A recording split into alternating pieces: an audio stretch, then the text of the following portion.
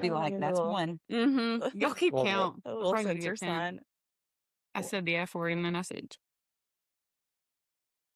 I'll tell you, I completely edit all this out. So that works. He's already just Yep. like, Yep. All right. Welcome in, folks. So today I've got 3 guests. It's going to be an interesting day if the precursor's anything to show for this.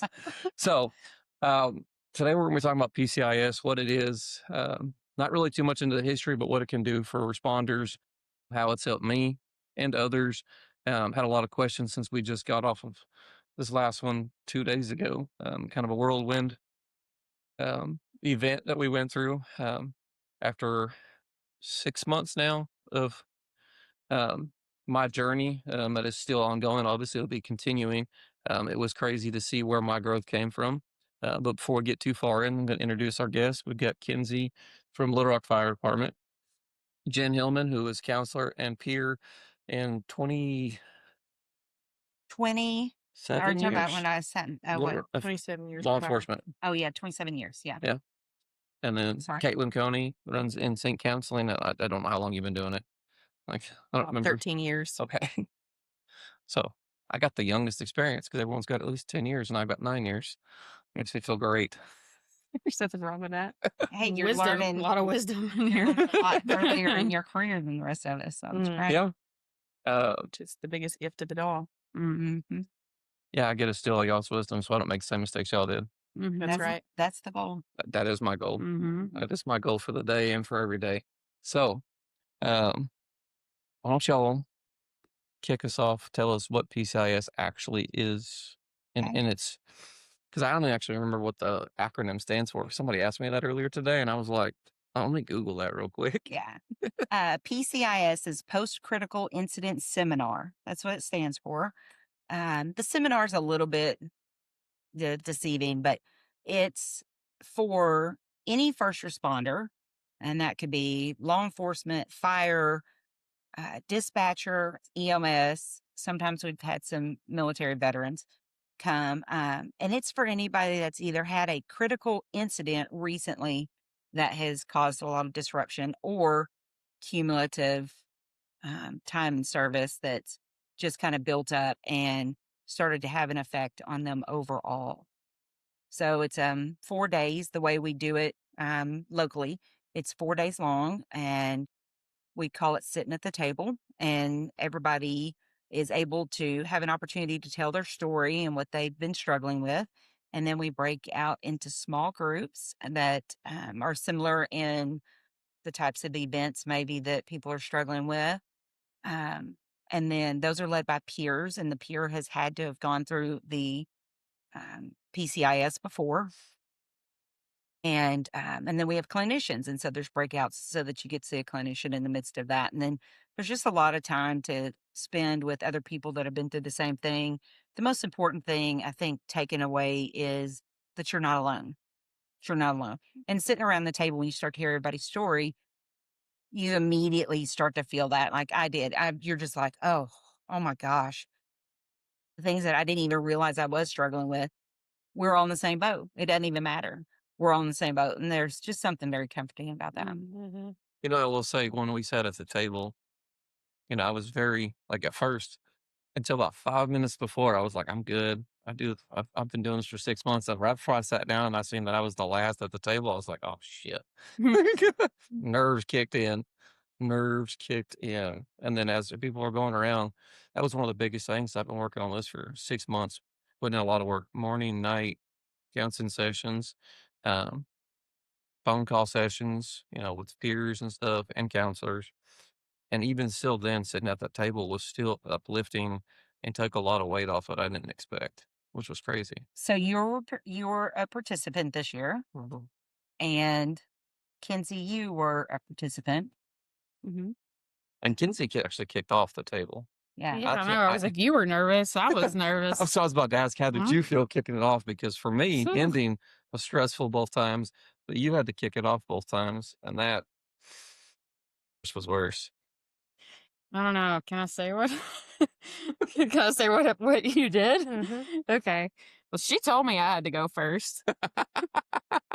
She didn't tell me. She asked me, but we all know what that means with Katelyn, right? Yep. Yeah.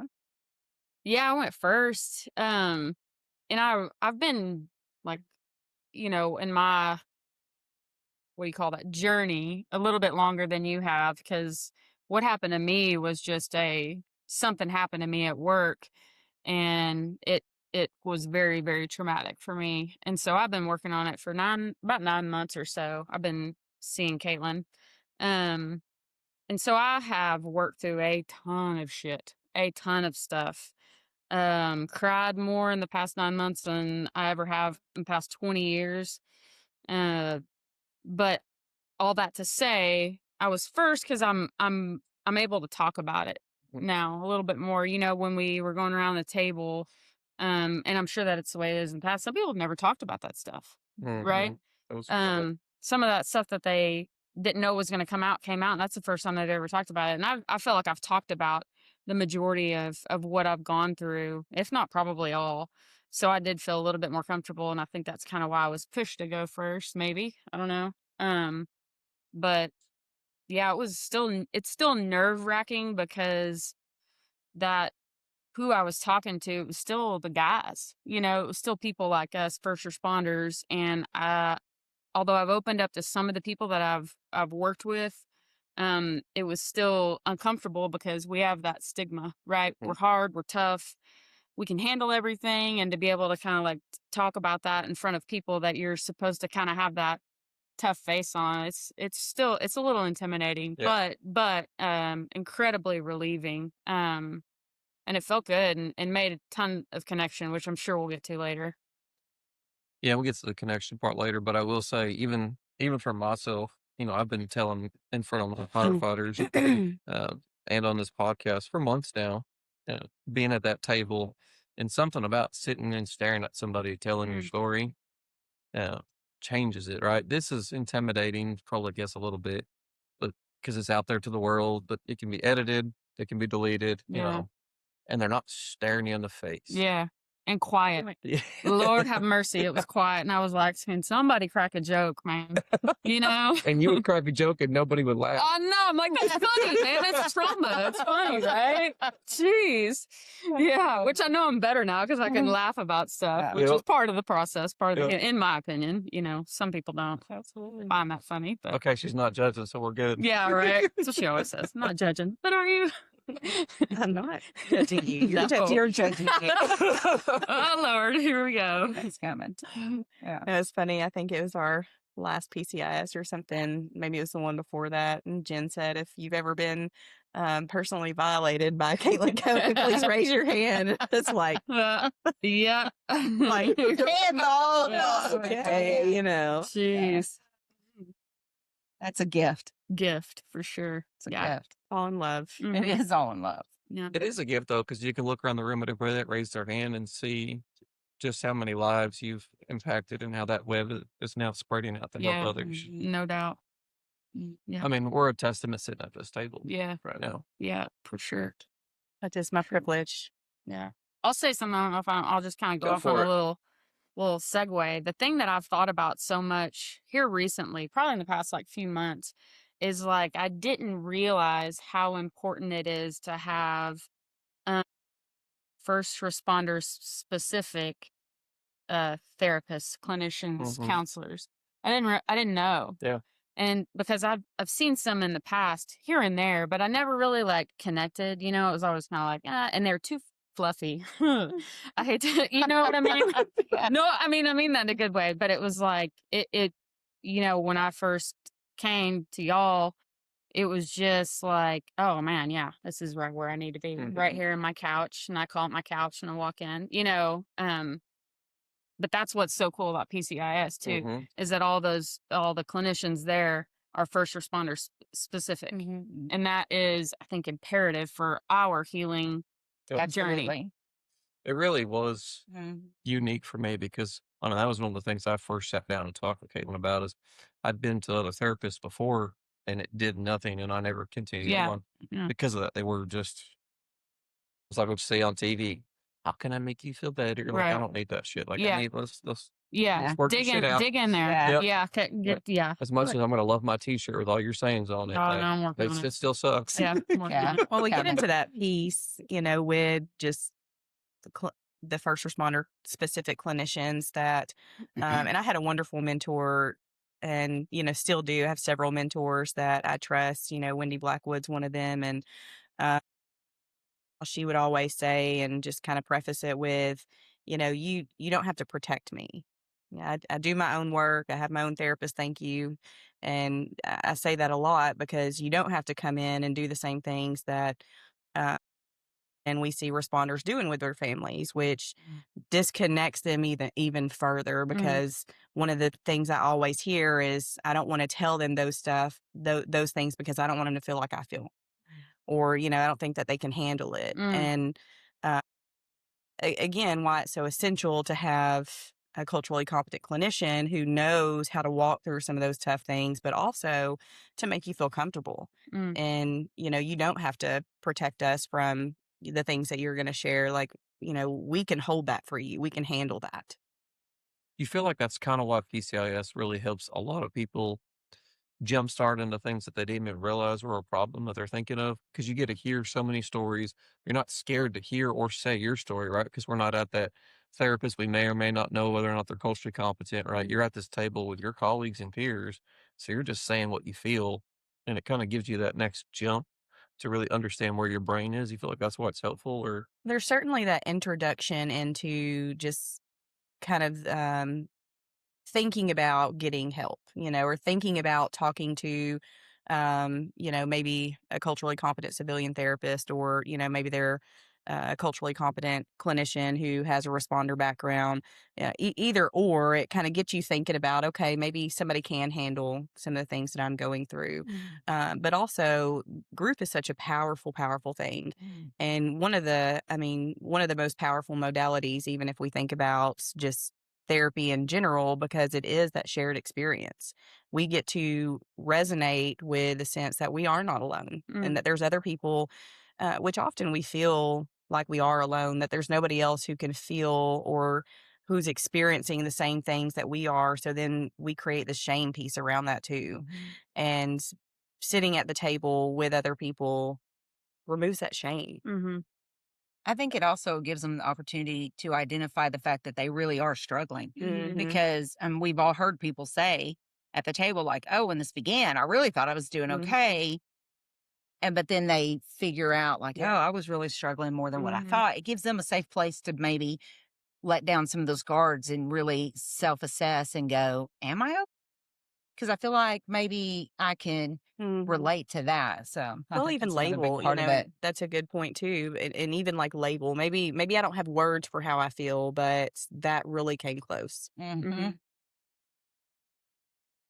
feel like a lot of that happened for all of us on certain degrees, on certain aspects, as people talked. And some people even re-followed up and made those exact statements in our smaller group sessions, and then just our casual networking sessions that we were having later on. They were re-engaging in things that they didn't even realize were there because they couldn't label it.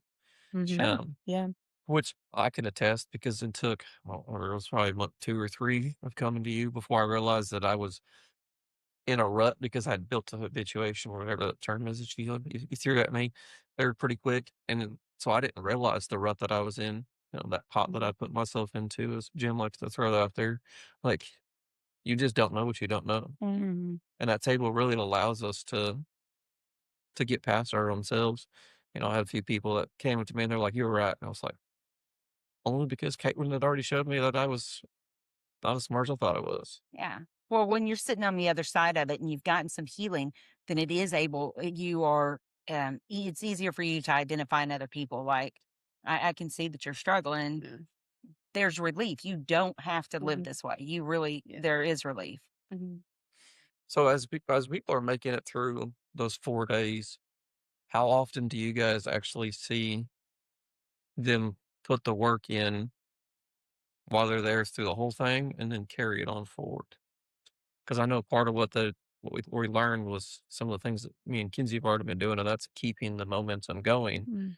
But, as I look back and I looked around the room even then, I was really curious how many people are going to to carry that work forward.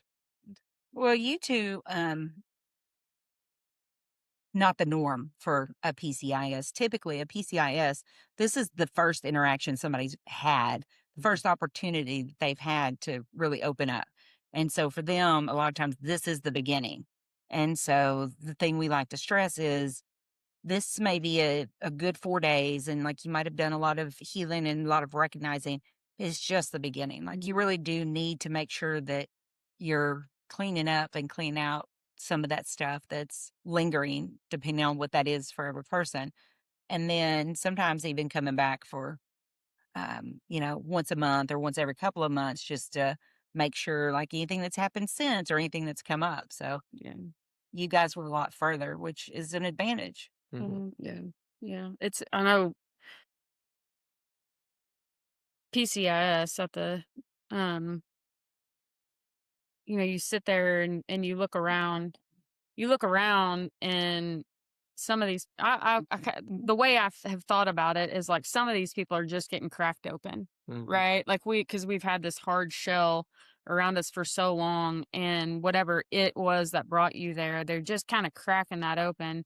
And I think PCIS is really good because you are with other guys and girls who can relate. And like, you know how it is around the station, around, anywhere. Like you look around all these guys and you're like, God, they're holding it together, man. What the hell is wrong with me? Oh, I better hold it For together sure. too. I bet, because I know I've been on this call with this dude, and this call, and that's some shit to carry.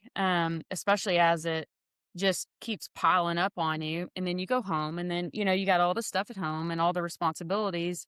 It's still eating away at you. So PCIS is a great opportunity for some of these guys who haven't walked in to an office before to kind of crack open and go, ooh, that feels kind of good. Like it feels a little bit good to let that out a little bit, and for other guys to be over there nodding their head, going, yeah, man. And then coming up to you and be like, hey, thanks for sharing. That was good. Way to go.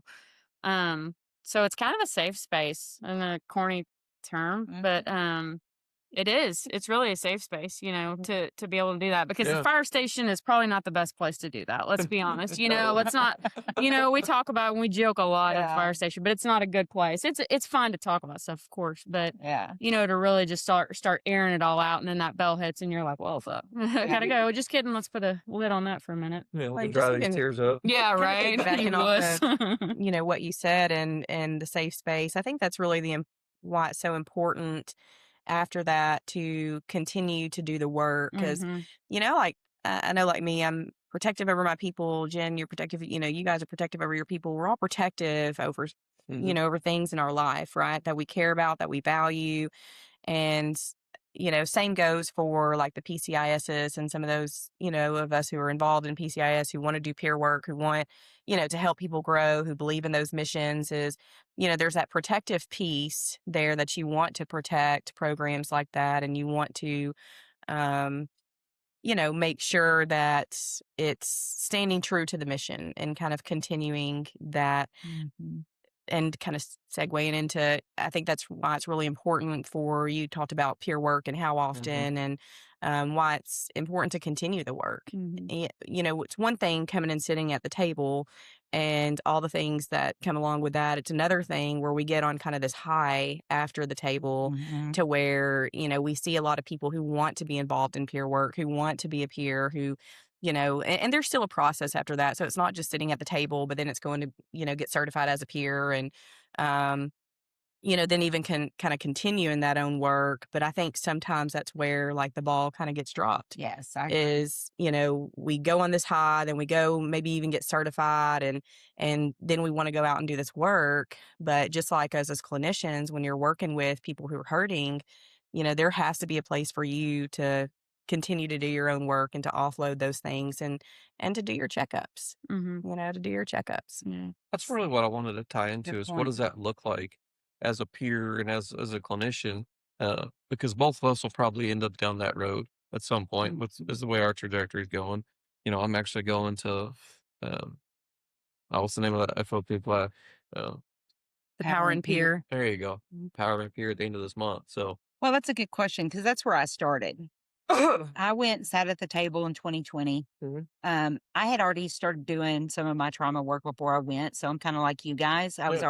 already a little bit further, but there was just something about sitting at the table and knowing that other people, we were all kind of in the same boat. So there was that piece.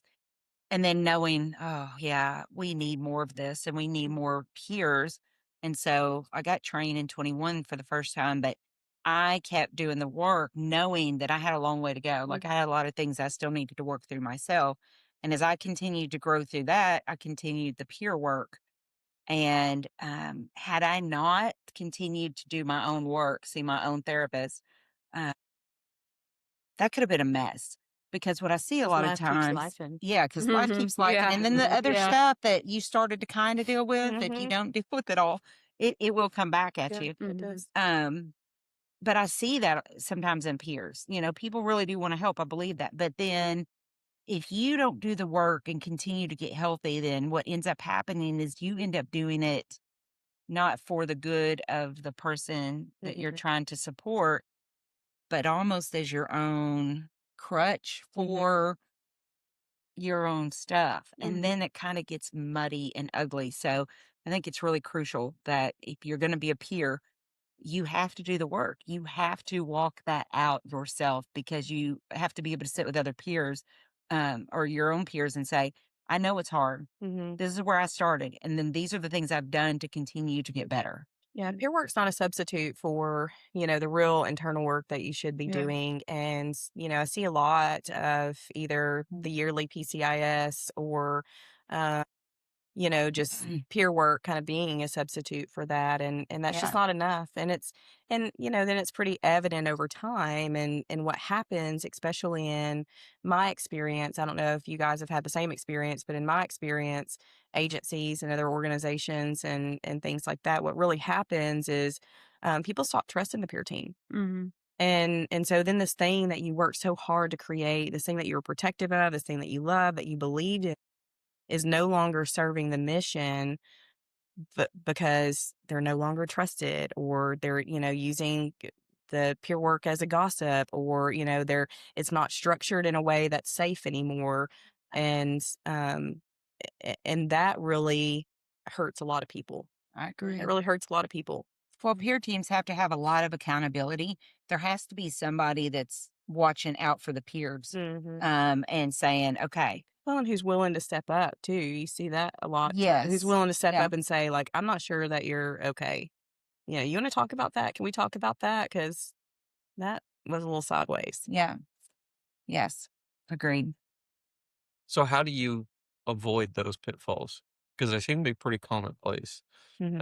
I've heard a few people's stories and seen some things over my journey so far, uh, but no one's really had an answer as to how do you avoid those pitfalls other than avoid them. Well, I think you have to have a group of people that are continuing to do the work to Hmm. oversee a peer team and be able and comfortable to have difficult Hmm. conversations. Yeah. I mean, that's really what it comes down to is, um, tell me how things have been going for you. How many debriefs have you been to? How many, you know, what are you doing to take care of yourself? Because, it seems like you're struggling. And this is why, like, this is what I've noticed. And the frustration, short tempered, like not as compassionate because compassion fatigue, that's what we do for a living. And now we're adding this thing on top of it. And if you're just go, go, go, compassion fatigue is a real thing, Hmm. even in this. And so you just have to have somebody be able to have the hard conversation with you. And then you be able to take a really good look at yourself and say, you know what? Hmm. I think you're right. I think I need to call my therapist, have a little check in, see where I'm at, take a few minutes. So, And even if like that person can't see, I think that you need some, strong peers in place to.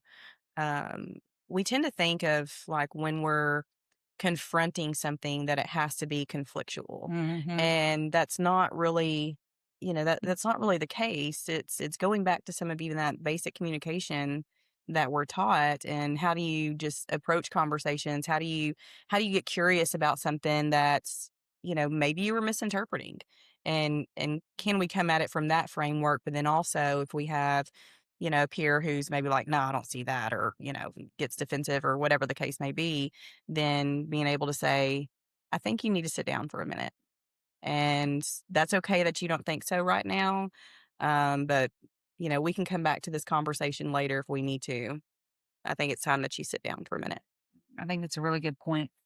I think you have to have those things in place beforehand too. Mm-hmm. That should be part of your policy, how you're going to handle that. So And as that's you really important too, is to have, some policy and some things in place. Mhm. That's a living, breathing document where you can go back to and as you're doing that. as you lay that policy out, it almost sounds like you need to set in almost mandatory follow-up sessions with therapists, right? Just that way, take out the whole conflict resolution piece that you got to go through. And if you've got a yearly follow-up, a therapist is going to see that. You go spend an hour in front of one of y'all, you're going to call us out on our shit. I mean, maybe, maybe we will, but there's always going to be a need for that conflict resolution piece because there's going to be others out who, are seeing those things in the day to day who may have a better perspective or a different perspective than, we have by just sitting down with somebody for an hour, so you need some people who can be able to say, like, I don't think you're okay, man. Yeah. I don't think you're okay. And you may think you're okay. And I'd love to sit here and have this conversation. But if there's an unwillingness to have the conversation, then I think that's where you have to be strong enough to not worry about how you're going to offend your buddy and, sit him down for a minute. Yeah. As y'all develop peers, is that stuff that you actually look at in that class? So I know I've had some conversations, and you said, we'll be looking to see if it's somebody that we think would be a good fit. But how do you see that during that hiring the peer class? Like, what's some identifiers that you're looking for that's like maybe they haven't put in the work, or maybe they're not going to be able to hold those kind of conversations to be on that forefront as that peer? Stuff comes up when you're doing peer classes. Stuff comes up because you do a lot of role play and you do a lot of conversations, but a lot of times some of the things that you're talking about, you'd be surprised what comes up. In fact, most of the classes, before they even start teaching the class, they'll say, if something comes up for somebody during this training, let us know because we're going to be, it's kind of like, we do at the debrief. If you get up and leave the room, somebody's probably going to go with you just to make sure that you're okay. Because as we start to talk about these things, we go back to these, even though it's practice and training, as we go back to that, sometimes stuff comes up. That's okay. That doesn't mean that the person's necessarily unfit in that moment. They could just have something come up. That kind of thing happens, from time to time. Being able to recognize it and then being able to have a conversation with it that's honest and open, I think that's where you start to see who's doing the work and who's not. Because, like Katelyn said, if there's an instant defensiveness, I think that's a problem. I do too. Yeah. But if somebody's able to say, you know what, you're right, something did come up for me then, and, maybe we could talk about it. Or maybe, I call my therapist and see what that is because it could be something that I didn't even realize was still an issue. Or even maybe they didn't see it that way, but they were willing to come back to it. Yes. I've had that experience too, Yes. to where, even somebody has said something to me at times to where I'm like, I don't really feel like, I don't see what you're seeing. But, being able to step away and have some quiet time and to reflect and do the work where it's like, yeah, I think there was some truth to that. And whatever that is, that's a really healthy place to be, to be able to come back to that and to expand a little bit more. One thing, there's a couple different trainings for peers. One is through the International Critical Incident Stress Foundation. It's called CISM or GRIN, so Critical Incident Stress Management, and the group version of it. And it really teaches you. We went through Warriors Rest Foundation and out of Missouri to go and get this training. It's a great training. It really talks about how to lead, a group debriefing, and also how to do, individual, critical incident management. But it's different than the power and peer that's through the Fraternal Order of Police. And I really like the power and peer because it teaches, it has some different components than the ICISF models, to where it really teaches peers how to be peers. how to check some of those things, how to develop their own self-care plan, how to monitor themselves, managing their own reactions and all of those things that come up. Because, another piece of that too is you may be peering somebody who you've never been through what they've been through. And how do you set aside? It's really about being able to set aside your own discomfort, knowing that it's your discomfort and managing that. And because it's not about you, it's not about you in that moment. It's about being able to sit with somebody through the depths, through the hard, and to help them navigate what they might need resource wise or just even space.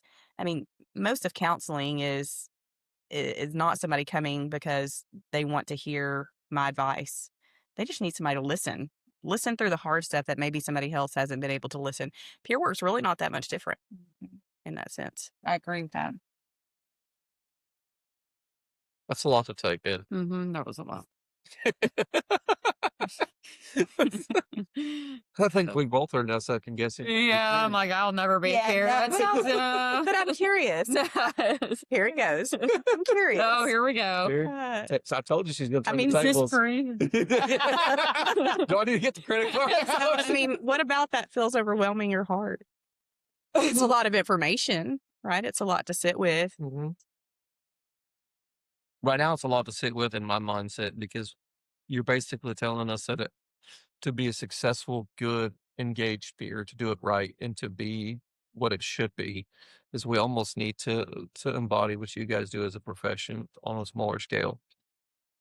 Because that's what you're basically saying. We need to be able to have that mindset to be poker face, listen, engage, put the work in, and no matter what problem comes up with these people, that we need to be able to sit there and engage and have an appropriate plan of action for ourselves as we manage through it, and them all encompassing all at once, spinning a few plates all at the same time. I could definitely hear how, all that would feel overwhelming. I see it more as even just self-awareness of just being able to know what's going on with you in the moment of this person's coming to me talking about, I know we can't say the word. I need something to spell it out. But, if this person's coming. Hard call that ended. SI. SI. There we go. SI. If Something like that, yeah. Knew we were going to try and bring it up. That's why I forewarned everybody ahead of time. So if somebody's coming and talking, that's kind of overwhelming for me, even whether clinician or not, even before. That would be something that in that moment I might feel like I'm going to panic inside. But how, again, noticing my own self-awareness, do I okay, I don't have to panic in this moment. Let me just sit here and listen for a bit. Let me set that aside, sit here and just listen to the person. And it doesn't mean that it's not challenging in moments, but then what is that person really needing from me? Are they really, SI? Is it more that, I'm just thinking that I would be better off or others around me would be better off? Well, that's very different than I have a plan. And so again, but I might miss some of that if I'm not just paying attention to my own reactions. Here's a different perspective too, because she started off answering that question with some of the things that we notice in peers that are struggling and some of the things that peers need to watch out for. So let's flip that back around and go back to the most important thing for a peer is, number one, confidentiality, being able to listen to someone without feeling the need to go and tell your buddy, right? Or tell somebody or whatever the case may be about that conversation. So confidentiality is a big one. The second one is, like she said, a lot of times people just need to say stuff out loud. They just need to get it off their chest. So just being able to listen, just to hear them. How is that really any different than what you already do anyway, right? And I think we practice a lot of that even this week with being able to just hear people talk. And even if you've not been in that particular situation, just being able to acknowledge that that's a really hard thing that you've gone through. And I appreciate you trusting me with that. And that's it.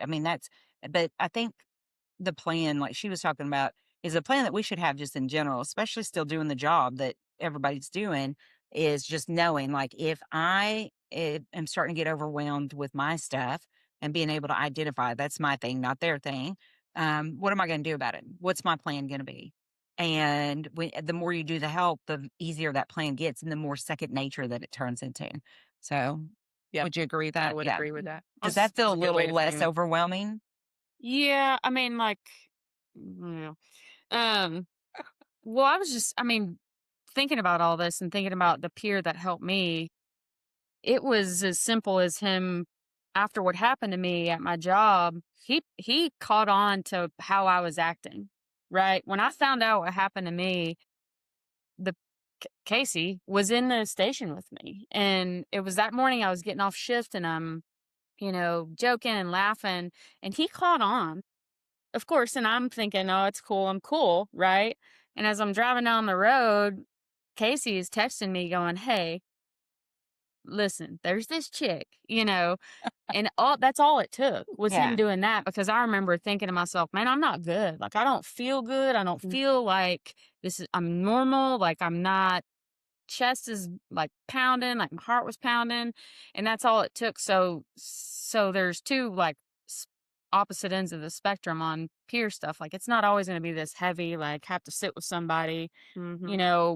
Sometimes it could be just as simple as Casey sending me a text and saying, "Hey, maybe you need to go see this chick," um and so that this part over here is not as overwhelming. It's still kind of, for some people, you probably still are a little uncomfortable, like sending out that text, not knowing how they're going to take it. Because again, I mean, I know firemen, it's fine. And you're like, "Sorry, I wouldn't mean to think that you're this huge bitch or something." Like, I'm not Yeah. trying to tell you that you're bad or whatever, but I'm just throwing this out there. And that can be hard to do that. So I think there's opposite ends of the spectrum. Absolutely.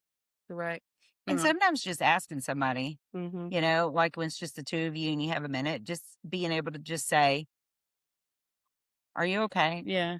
Like, seriously, how are Yeah. things going?" Because sometimes that's all somebody's looking for Mhm. is somebody to recognize because maybe they really don't know what to do with what's going on. Yeah, absolutely. Yeah. I want to talk about autopilot for just a minute. Because if you ever like just think about your day in and daily life, there's a lot that we've practiced over time. So we get really good at it, which means that it doesn't take a whole lot of energy to think about it all the time. Or you think about the path, maybe you drive to work or drive home. There's times that I have driven past a new building or something on my way, and somebody will ask me, Did you see what they're building there? And I'm like, I didn't even know there was a building there. Right, right. But I say all those things to say is, I think we get, if we're not awake periodically or paying attention periodically, then it's really easy to get stuck in those autopilot just frames of mind. And a- and it's more about peer work, clinician, I mean just anybody in general who's, doing work. It's more about, are you awake? Are you aware to what's going on to the surroundings around you? And if Casey in your case would have been it would have just been kind of on autopilot doing the normal routine, then he may not have been able to notice that something might have been different with Yeah. Kinsey, or any of us. Yeah. And there's certainly sometimes Jen has been like, are you good? And I was good, but I was on autopilot. And so it was a good reminder for me to be like, let me double check that I am good. Mhm. And I can get into fatigue or overworking or, any pattern just like anybody else can. And so having just somebody to check in enough and say, "Well, what's good? How you're good." Mm. Is that kind of why Chuck was recommending the 7 weeks, 7 days, 7 weeks, 7 months piece? Because then you were guaranteeing yourself a break and at these intervals in your periods of life and the seasons you're going to go through. Because I was thinking about it in the time frame that he mentioned it. He told me on the phone and he mentioned it before we left. And I was thinking about it on the drive home, and I was like, well, that's literally every week giving yourself a reset, right? You can't get into a routine like I had done for the last 2 years with this job. Is it just worked. So I went into that autopilot mode super easily. But now if I'm breaking it up, which is what I've been doing, right? I have a different routine, different times. I don't, even my quiet times are at different times, just to change it up so that way it's not a set precedent every single day. It's the exact same time. Kind of gives me some uniqueness to it. But the way he was recommended that also now is going to change up. So I actually get away from here. I think it's just about intentionality. Mhm. Like Caitlin was talking about, it's about being present and being intentional about the conversations that you're having with the people in your life. significant other, your friends, your kids, whoever is in your life, your community, is having very intentional conversations or spending time with them. Like, I'm going to intentionally make sure that we have, a lunch.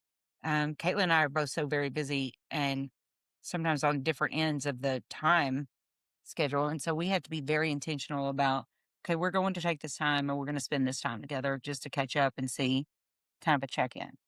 So I think it's about intentionality. That seems to me like it's a lot about, I think first responders are really, really good at, no, I'm not going to worry about myself. I'm going to worry about everybody else. I think that's the nature of the job, right? But then we get home and we do that same thing. And I know I've been definitely guilty of that, especially when my kids were super little. It was never putting myself first, never going, man, I probably need to go take a break. I need to go drop my kids off, whatever, or whatever it may be, and that, like, learning to love yourself. I think that's one thing that I have learned through my journey is to, like, love myself and go, okay, no, I do need this. Like, I do deserve it, and I don't, and sometimes I feel a little bad about it still, Yeah. but then I come back and I'm like present with my kids. I'm able to, my kid stubs her toe and I'm like, freaking kid, man. And I'm like, oh no, it's okay. Come here. Let me hold you. Even though, I mean, I'm able to, I have the energy, I guess, right, to do that. When I take a little bit of time for myself, as opposed to the opposite. When she stubs her toe, I'm like, good girl, fine, shake it off, go put some dirt on it, But I think you hit on it by saying that right there. Like, oh, I recognize that by taking time for myself, whatever that might be, like, and I came back and I was able to be like, oh, there's something to this. Yeah. And the more you do that, the easier it gets, right? And then you stop feeling that guilt, especially that mom guilt. Like, that guilt's real. That's real. And you start going, okay, like, it is okay. I'm going to be the best version of myself. I have to be able to do A, B, and C. Yeah. And so to just start to like yourself again too. I was just going to say that because, like, I know in the past I've had those terrible reactions with my kids, and I'm just using that because it's super easy. And I hate myself. You kind of start to not like yourself, and then what else? That builds on all this other stuff that you're trying to. I can't do this. I can't do that. Man, I really suck. And then taking 30 minutes, an hour, taking a weekend. You figure out how to love yourself again because you're not reacting, having explosive anger or whatever your go-to is. And it's easy too to get into that of, we react, then I hate myself, and then I react again, then I do it again. So each time I keep taking a little piece of me away to where I'm isolating and I'm, I no longer want to be intentional because then I sabotage it all. Yeah. And how do you just pay attention and maintain doing the work so that you do start to find that yourself again, that joy again? Because it's there. It's there. We just cover it up with a lot of busy. Yeah. A lot of busy. Shame comes up almost every time you start deep diving into any topic of this. For sure. 100%. Yeah.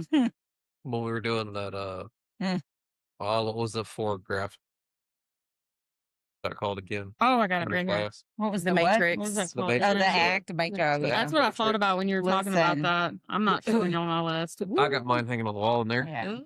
That thing right there get Katelyn cussed out every time she does it. Every time I'm like, oh, I'm so excited she's doing this or she's showing this, and then I'll do it along with her, and then I'm like, But shame, every time everything would loop back into a shame spiral. Yeah. That was out of all the words that you could put on there, I noticed shame would spiral everything in my life that was negative. Mm-hmm. And So everything we that talked inner about here is the critic, same. right? Yeah. I have a I'm judging therapist. myself. I have a therapist I love, and she taught me that, and she was sitting with me one day, and it's like, let me just, let's just do something together. And we therapists are weird. We like to use tools and practice tools on each other, I guess. it's a good thing. And she sat there and walked me through, and I was doing it in order to learn something. I feel like I have to do it myself, and it was one of those that by the end of that, I thought, I don't know if we can be friends anymore. Like, I don't. Katelyn has a Katelyn. But it gave me permission to, just sit and look at that and look at some of those patterns, and then it helped me become more self-aware. One of the things with responders too, and I think we all want that, is your fixers. The Yeah. fixer in you, bless it, is real. It is real. It's You a sold lot. that last time. Because I Yeah. hear, so much. I hear, well, like, what do I do about? Well, what? It's like, you want this pathway, right? You want this road mapped out for you, and really, but I mean, golly. which is great. But think about it. Anybody who's ever mapped something out for me or generated a list for me, it didn't fit. It didn't fit. And I know it would be so much easier if you did have a roadmap, if I did have a roadmap, but then would it be the things that worked for me, or would I quit prematurely because it was too hard, or it wasn't what I wanted, or, it was stupid, or whatever. It didn't fit my lifestyle, all of those things. But I hear that so well, we love much. policy and procedure. I And then know. we also get pissed off when somebody tells us what to do. Right? Yeah. But we love it. Like, we're like, well, I mean, this is the way it's supposed to go. Those mints. And then I've been thinking about that throughout this podcast. and then we get frustrated, right? Because we're like, we don't really follow anybody's rules because we're right. So yeah, it's that whole like bucking authority thing too. Yeah. And I want this tool in which I do not use or do not want to use. Yeah. Well, and I've probably told this, I may have said it in our little group too. I am, and I think a lot of first responders are like this. I am like, here's the problem. This is what you need to do. Easy, right? And then you tell it to your own life. Yeah. I mean, like, it's like, why would you not do that? I don't understand it. And it's people are not all first responders, Yeah. Well, and everybody's journey is different. So that's the answer to why we don't have roadmaps for this stuff, right? Pieces of me wonders if it's still just another act of avoidance. I know it is because I can attest to my own initial part. I'm sure there was times you wanted to literally smack me. But like, I avoided some of the things that now I love that make me better every day. Like the breathing exercises and the quiet time. I don't remember how many sessions in a row you were like, just try it. Just try it, or try this, or the stop sign thing. And I was like, I'm working on it. What I tend to find is, when I give people roadmaps, right, it's an opportunity to continue to avoid and then to get mad, stop doing the work, or blame when that roadmap does not work. I didn't blame you, but I did avoid it. Well, we're really good at avoiding it, right? Because there's so much comfort in the way we've been living. And that goes to the boiled frog that you brought up earlier. Yeah. Right? Because this is what we're comfortable with. This is how we've been living for so long. We really don't know how different it is from where we started. And so there's that fear of like, well, what do you mean? Like, things aren't. And so there's that fear of the unknown too. Yeah. It's also uncomfortable because as you learn just how shitty of a person you were, it's kind of uncomfortable being the new you, because you're like, at least for me, I'll attest from my experience. I look back, kind of look at some of the posts from Facebook. That's a great one. They like a year ago, you said this shit. And I was like, damn, I was an idiot a year ago or 3 years ago or whatever. And it's just text conversations and people that'll call and reach out to me, especially now that I'm doing this. And I'm like, damn, I spent a lot of years being a dumbass. But you don't know what you don't know. Yeah. Oh, 100%. Like, not to say that, in those times, because it made me who I am today, but it's also like, shit.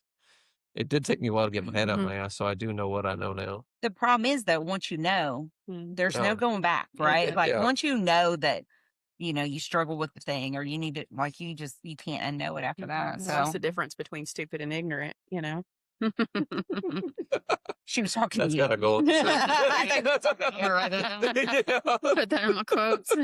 We should probably record this so that we can notes on those things. It's gonna probably be about 100 on that. Yeah. Oh, man. Our partner in crime, I hope he's watching so he can take notes for us. Yeah. So, not gonna mention his name. Okay, sorry.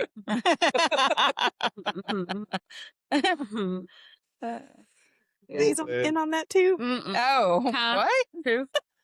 Thought I was talking about. Yeah, what was your next question, dude? I think we've moved on now. That's fine. My goodness. It's always the quiet ones. So, with PCIS, this is something that's come up since we've been talking about retreats and stuff. For some of the stuff I'm trying to do with my own organization, do you feel, because you guys mandate everyone stay there, is that a part of the safety net as people are working through their emotion, or is that how you feel it's been best to actually get the network building and those kind of contact building? What's the thought behind that side of it?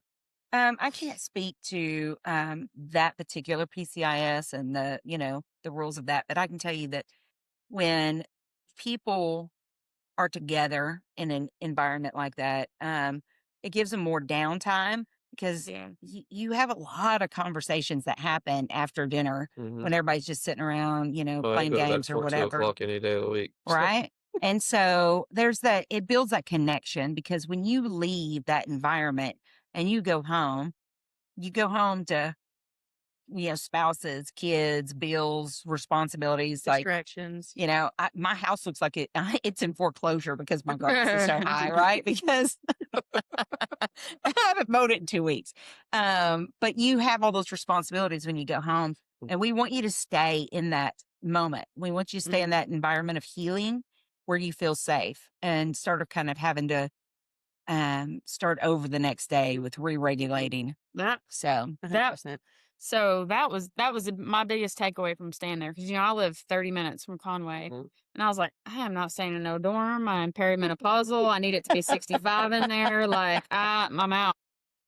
Stayed in a dorm in 20 years, and I remember. I told you a couple times. I was like, I don't know. And she's like, it's okay, and I'm like, oh gosh, I better stay. Well, I'm glad I stayed because of just what you said, and I recognized that when I was there, I was like, I'm really glad that I'm staying because it's giving me an opportunity to really think about all this. And it's a heavy 4 days. I mean, it was, Very you even heavy. said something to me one morning. I can't remember. You said like, you seem, I don't even remember what you said, but I was like, no, I'm good. And I was just turning. My wheels were just turning on like, what am I going to do from here? How am I going to take all this information? It was just a lot. Yep. And I love my children dearly and my family and my husband, but it was so good to be there and not have to go home and kind of turn that switch off and then do the things with my kids and and all, and it was just really good. I mean, so I encourage anybody if they're listening, to stay there. The beds were not that bad. It was pretty cool.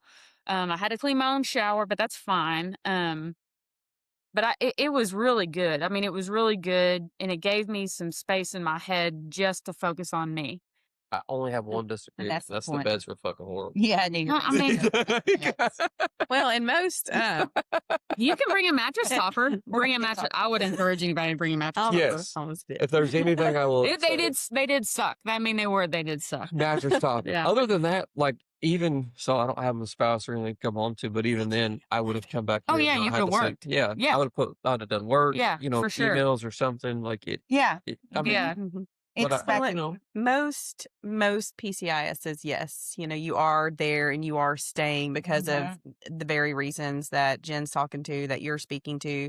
And I mean, even if you think about treatment, I mean, treatment's the same way. You're leaving your environment with all the distractions, all the noise, all the things, and you're going here so that you can really focus on the things that you need to focus on and have that time and reflection and connection and all of those things, because that's really where that learning comes from. Is we have this information download, but the learning comes from doing something with it, whether it's processing it out with somebody, whether it's reflecting over it, whatever, that piece is really essential. for it. Absolutely. Going to treatment's the best thing. One of It's the best all- things I've done for myself. And it's so that I could escape from anybody I knew, any obligations I felt like I had, especially being kind of on the flip side of that now, and being a counselor. It's and a coach. I didn't know anybody, so I was able to go and leave all that stuff and just have that time to immerse myself. No phone, no obligations outside of that. So it's the same thing with Yeah. PCIS. Yeah. It really did feel like a 4-day of intake, Yeah. honestly. Like in a good way, like in a positive. I'm No, not- sure. It's not- exhausting. It was Yeah, exhausting. It was a lot. I came home and slept. Yeah. That's not, good. And not just because I'd stayed up late most nights. It was like I just slept. My husband had asked me when I came, oh, how was it? And I'm like, I don't even know. There's so much. I couldn't even just like Yep. it was great. Every bit of it was great. And I was so skeptical. But That's good. yeah, That's yeah, good. it totally I was. So feel I was so like, bad no, I don't now. know if that's for me. But yeah, it was great. But it's hard to put into words. But it's very freeing, good. Made tons of connections. Yeah. Not a single responder walks through those doors that's not skeptical. Yeah. And, that's what we're not trusting. And we're all probably in a state anyway where we're really not trusting of anybody. Mhm. So you heard a lot of people say, like, I got tricked into this or I got voluntoed because I'm Yeah. really fine. And there's a reason for that, right? Mhm. Because, especially the ones that were tricked, right? Because we're so distrusting that getting there. But then once you get there and you start to see it, and we always say, what's the thing that we say over and over and over again is trust the process, Mhm. trust the process. And you have to. Mhm. It's funny y'all say trust the process, so some of the most untrusting. Right? Yeah. That's when we They're say like, over dude, and did over you and hear over. about this guy? That's how far from his man. It's just a bunch of cackling hens. Yeah. Well, and and I say that every time that I meet somebody new in my office is, you may not trust me, and that's fine. You don't have to trust me yet, but you trust somebody who sent you here. Mm. Yes. And That's actually in my notes. Write that down. Yeah. Because that's what Put she that told in me. the Casey, text. write that down. Yeah, Casey. Mhm. Yeah. Why that? there's this AI necklace that I recently saw where you can turn it on and it'll record all your conversations and then make notes off of it. Thought Randy was going to be my guinea pig for that. And Randy, you're going to walk around wearing these AI necklaces. Mm. Jen had a reaction. I think Yeah, we she should talk did. about that. We may need to process that later. Because I'm encouraged not to talk out loud about the things that are going on in my head. I don't know if that's a good idea because that's a good excuse. Hmm. It's a good therapy outlet. Yeah, maybe you should say everything that's in your head. I'm like, I don't. That's On the outside. That's what I'm just saying. Yeah. Imagine if you did say everything that was in your head. I want to be there. I mean, it's okay. We should move on. It's so funny. I'm very uncomfortable right now. You get uncomfortable and you know that. Yeah, only to think about the consequences if I said everything that happened in my head. In the last couple seconds when you were asked that. Wow. I was just thinking how many. Anyway, Next question, Yeah. please. PCIS. Yeah. PCIS. Yeah. That's Peer for me work. and my therapist to talk about. Peer work. So that is actually one thing I wanted us to actually dive into a little bit more on the peer work side, because you mentioned you've got Power of the Peer, ICISF, CISM. There's another one actually that's well, we sent one of my chaplains to it, and then you actually have the chaplains classes that Mhm. actually develop some of Mhm. those things. Why are they all so different?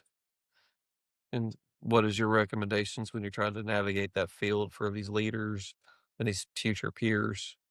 I think chaplain stuff's probably been around longer than anything else, right? Mhm. Because years ago, I just think back to when I started in the 90s, and about the only person you did trust was a chaplain, right? But we still didn't talk about this stuff. But if you were going to talk to somebody, it would have been a chaplain. And I think that's a majority of first responders. That's probably about the only person you would trust is a clergy of some sort, right? Like your pastor, something like that. So I think with a lot of that, I think that's where a lot of that started. And then as we started seeing this need for these big major events, right? Oklahoma City bombing is one of the first ones where you can see where they did a lot of debrief stuff, and a lot has come from that. And so I think that's why the trainings are different. And then like Katelyn talked about, like CISM, CISM is different than Power and Peer, because I think as we learn more and we do more and we see these things start to grow and grow and grow, we see, okay, this is great and we're doing really good at this, but you know what? We need to add a component about how peers are really going to take care of peers, like how they're really going to, where's the accountability going to be in that? And so I think that's why there's so many different ones. How do they find resources? How do they make connections? Which is just really not something that's in, some of the CISM pieces. And Yeah. and ICISF has a lot of great courses as well, not just your critical incident stress debrief, but even like how to handle SI and responders and maybe compassion. There's several courses, and there's several even just not like certification trainings per se, but there's several good trainings out there. Responder First has some good things, and COPS, and there's several other organizations out there. So when would you say it's time for someone to actually start they've put in the work, they're at what point would they be ready to start taking that and going to that level of helping with debriefs, firing the peer or whatever, so choose to start gaining that? What would that point be for you guys? When would you start telling them they're at that point, they're ready? It's that roadmap again. Yeah, that's what I was smiling about. It's like you want us to tell you, like, here's your checklist, right? No, but how do you internally know? Because everyone's going to be different on this, and I do know that. Question. But how does one internally kind of get, because a lot of people, as we've heard in this last round, like that's their goal. But at what point do you know you're there? Because for me, like I feel like I'm there. I can sit down and have conversations, um, say it, but I can go into events that are very taxing to the mind and come out and I'm okay. You know, I guess the best way to put those things Okay. without getting to I don't know how to say.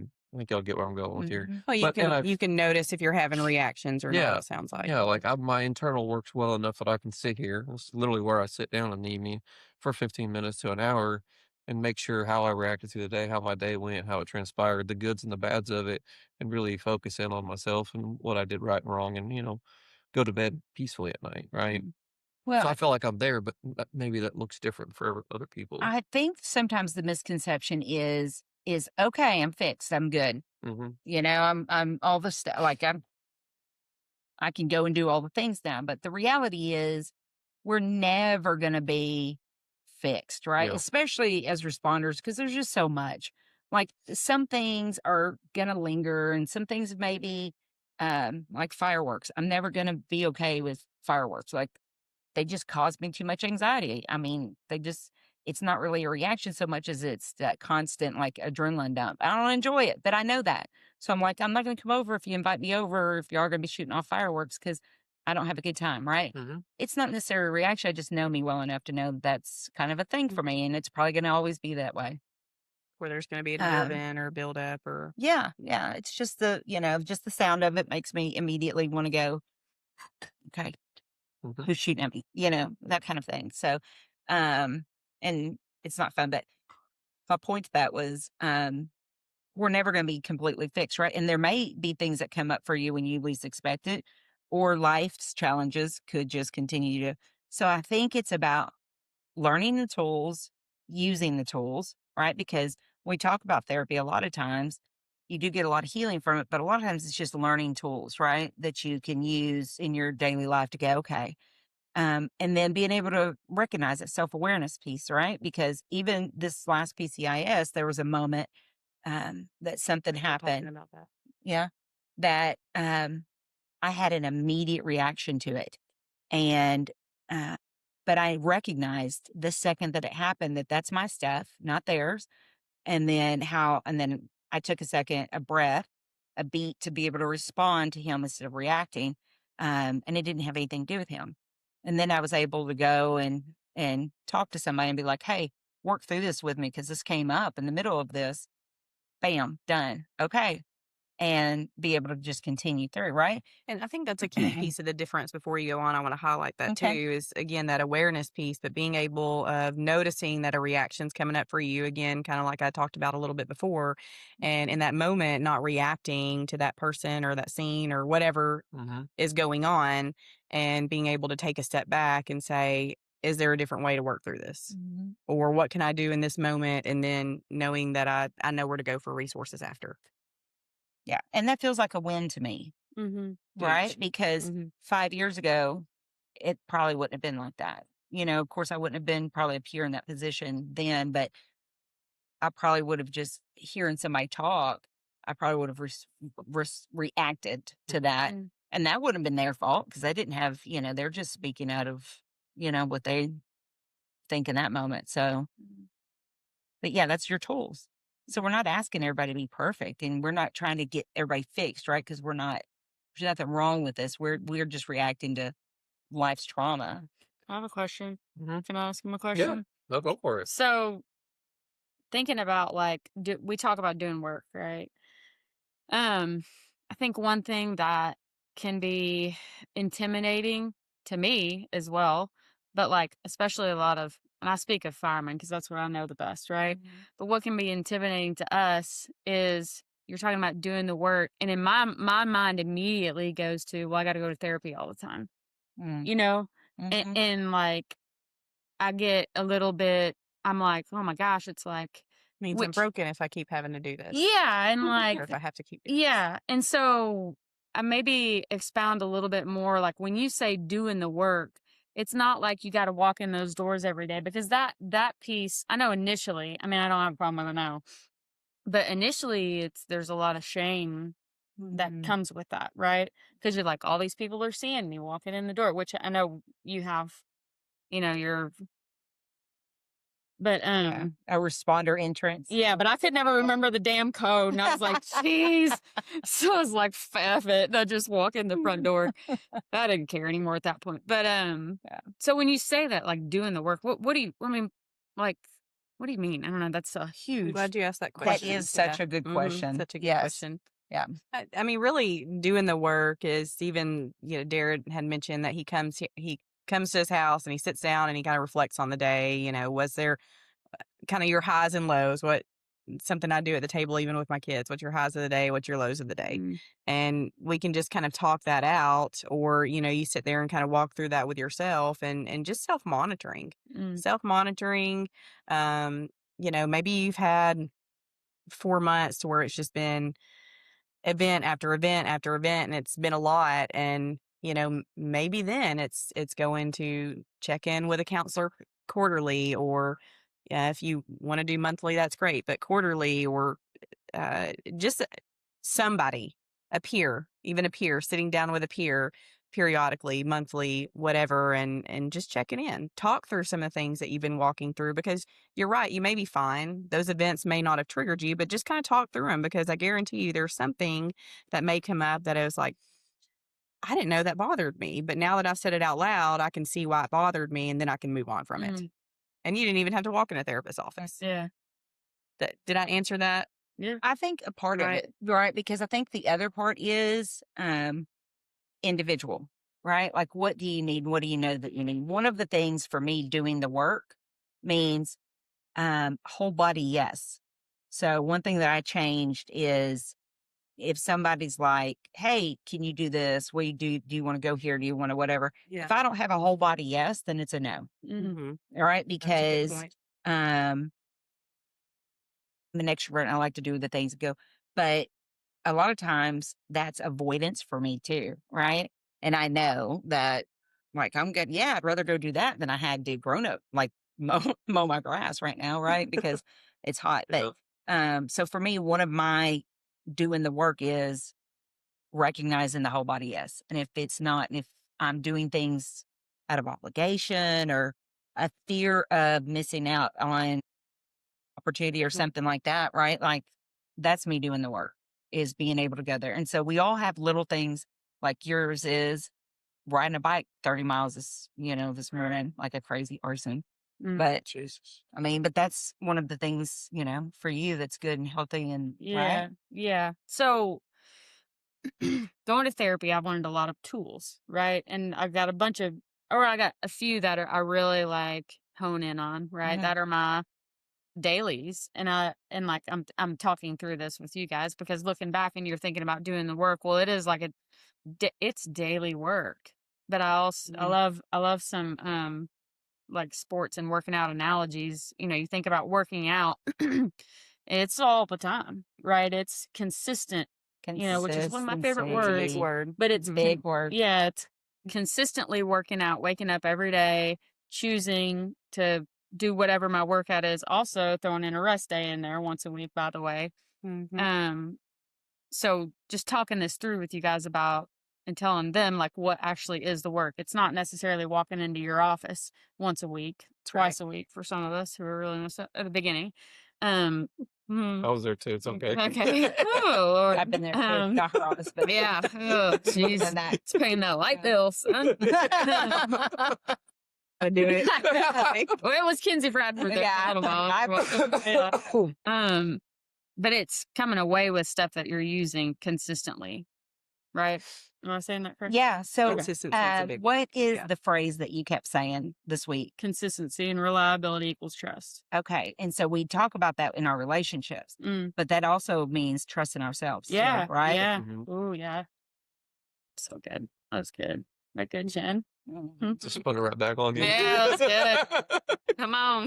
That's Come one on. thing we, most of us need to learn to do is to be able to trust ourselves Mhm. and trust that what we need and what we don't need in those moments, it's okay. Yeah. Yeah. And trusting yourself in situations, I think, as I'm just sitting here thinking about it. And, whatever situation pops up, going, okay, well, if I'm having like that oh shit moment, I can take a step back and go, this is what I need to do or not do. Mhm. Well, something just came up for me. One of the big phrases is, it's okay to not be okay. Absolutely. There's another piece of that too, that it's okay to be okay. Yeah. Like it's okay if you're not okay. It's also okay if you are okay. Mm. Either one of Mhm. those things are okay. Yeah. Are you monitoring them? Mm. Are you monitoring them? Are you being consistent with showing up and doing the things, taking your days to rest? That's absolutely important Mhm. as well. It's good That's that you said that because that is Yeah. something that's not said a lot. mhm. Yeah. We are starting as we're trying to break the stigma and do all these things to say it's okay to not be okay. But I don't think I've ever once said it's okay to be okay to Yeah. anybody. Yeah. No doubt. Or heard it said, or like in all the podcasts I listen to. I mean, I know we've talked about it, like when I've been at your office, but like I've never once heard it said in the ether.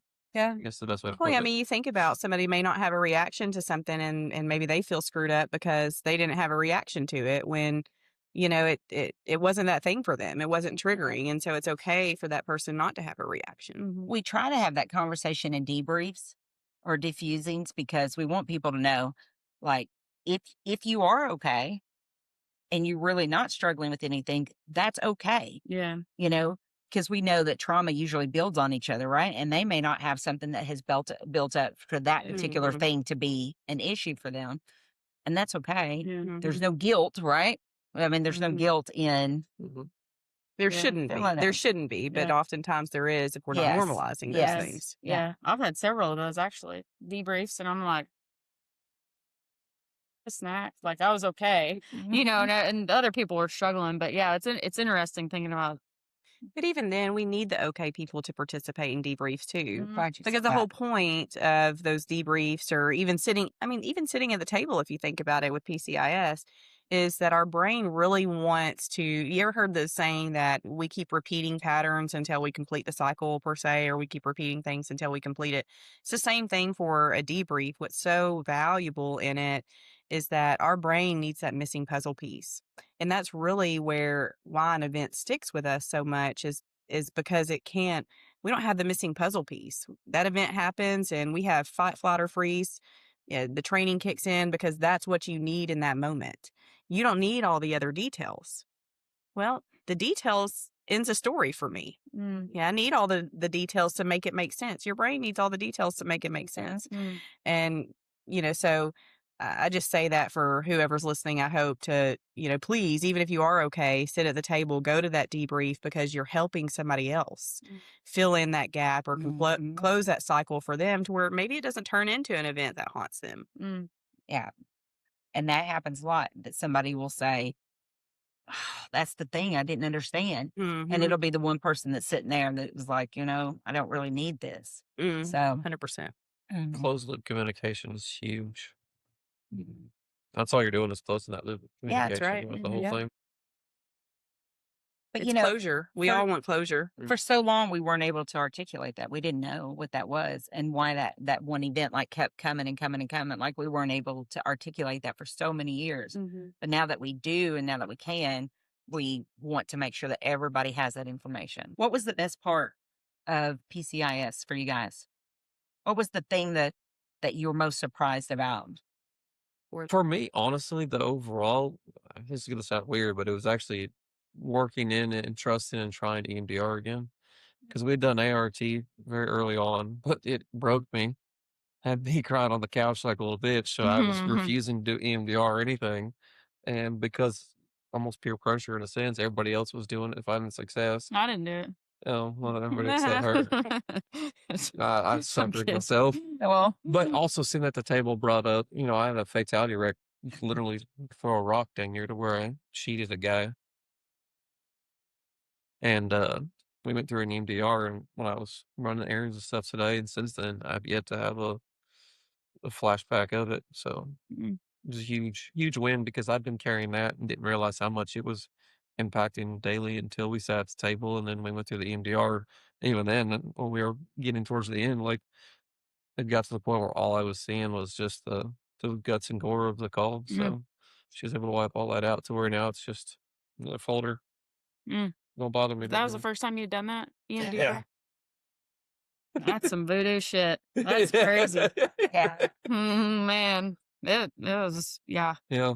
No, it's some voodoo shit, all right. Because Yeah. I've been dealing with that for 8.5 years. Well, Man. good for you. Good for you Yeah. for being brave enough and feeling safe enough in that space to be able to do that Yeah. for yourself. Yeah. Huge. And get that freedom, right? So much freedom that comes with. It's weird. You don't really realize until you're in those moments and you're having those conversations just how much certain things are weighing that you don't even realize. Yeah. And that was the thing. That was weighing from other things that we were talking about. I don't even know what the conversation was now because it just kept popping back up. And now the rest of it, none of it really is in my brain as a hard lock anymore after Yeah. that. So That's awesome. Which is why, having the conversations and just maintaining the awareness, even if it's with a peer, in those small groups and things like that, of just where it's like, oh, I didn't realize it was bothering me. And again, those check-in pieces. What about you, Kinsey? What was the I think there are two big things that I took away. Number one was the connections that I made, but definitely hearing Casey talk about his departmental betrayal. That was big for me because I came on with Casey, and he relieved me for, gosh, I don't even know, a long time, and we never talked about it, and I knew what happened to him and all that, and when he said it, I was like, holy smokes, I was like, I didn't know anybody else really had that. But it was really, really good making that connection. And I told him, I was like, I'm gonna be calling you, so just get your mind right about that. And the other piece that I started thinking a lot about was to pass it forward. Like, how am I gonna pass this forward, right? Because my department doesn't have like a really solid wellness. We were talking about this a little bit earlier. It doesn't have a really solid wellness program, policy. I don't know, whatever you want to call it. And I just kept thinking, like, how am I going to use this? How am I going to use what happened to me and give it back? Because what happened to me, I never ever want anybody to have that feeling of being alone, betrayed. I don't know, all these feelings. I never want that to happen. And I think it will play out how I'm supposed to pay it forward. I mean, just like Casey did to me. Casey went through the program and sat at the table, and he was able to recognize that and pay it forward. And that's how I'm like, my mind's like going, Sometimes paying it forward just means you being willing to talk about your experiences, right? So Yeah. sometimes it's just saying, you know what? I didn't realize it, but I was really struggling with this particular thing. And let me tell you what I did, and then just leave it there, right? Yeah. Yeah. Because I think you'd be surprised how many people will come back when nobody else is around and go, tell me more about that. Yeah. That's a good point. So just being vulnerable enough to talk about it, like Yeah. here. Yeah. honestly, this has been my biggest thing that since Katelyn got me back right, has helped get more people. I can talk about it at conferences. I can talk about it at meetings and in training episodes and stuff. But I think this gives more feedback that I've noticed where it gets direct one-on-one to me, where I'll get a message or a text message or something, Facebook message or whatever, pulled off from a side conversation. just by engaging these conversations. You know, somebody will listen to a guest that I've got on, a friend of mine or something, and they'll hear our sharing of our stories and stuff, and then something will grab them, and they'll take some nugget from it and grow them. That's the biggest paying it forward that I've noticed. Yeah. Because we don't trust to be at a training because of our peers and the way our colleagues are. I mean, I'd say the fire service is the most toxic environment to say out loud you're going to get help in. No, yeah, it's super fun. I love it. Unless you're in the cop world, and then, That's the only ones that beat us. yeah, so. But you know what? That's getting better. I mean, it just is. It's just changing. And you see it department wide, right? Like, even in my department, there became a time where you could walk in a room and there'd be 5 or 6 guys sitting around the table talking. You'd be like, hey, what are you guys talking about? Oh, we're all talking about how, this one call, like how it jacked me up. But, I went to see Katelyn, did some of that voodoo magic or whatever. And, PCIS or whatever the case is. And then be like, oh, okay, cool. And walk out and be like, yes. Like, everybody's just talking about now because that's the new culture that we're building. And sometimes you have to build that culture from the bottom. If the culture at the top is not willing, right? Yeah. And I'm going to be honest with you, and let me just call some people out. But a lot of times, the people at the top that seem to not be wanting to back it or participate, or maybe they're just like, yeah, do whatever you want. Yeah, just keep it over there, right? It's because they're terrified that somebody's going to see that they're not okay. Most of our people that are in upper management and administrations have been doing this job a really long time, and they come from the environment of suck it up, buttercup, and they're really struggling, but there's so much fear in that. And so I challenge administrators to do the work themselves, like to reach out to somebody. There's no excuse these days. Like, there's too many people.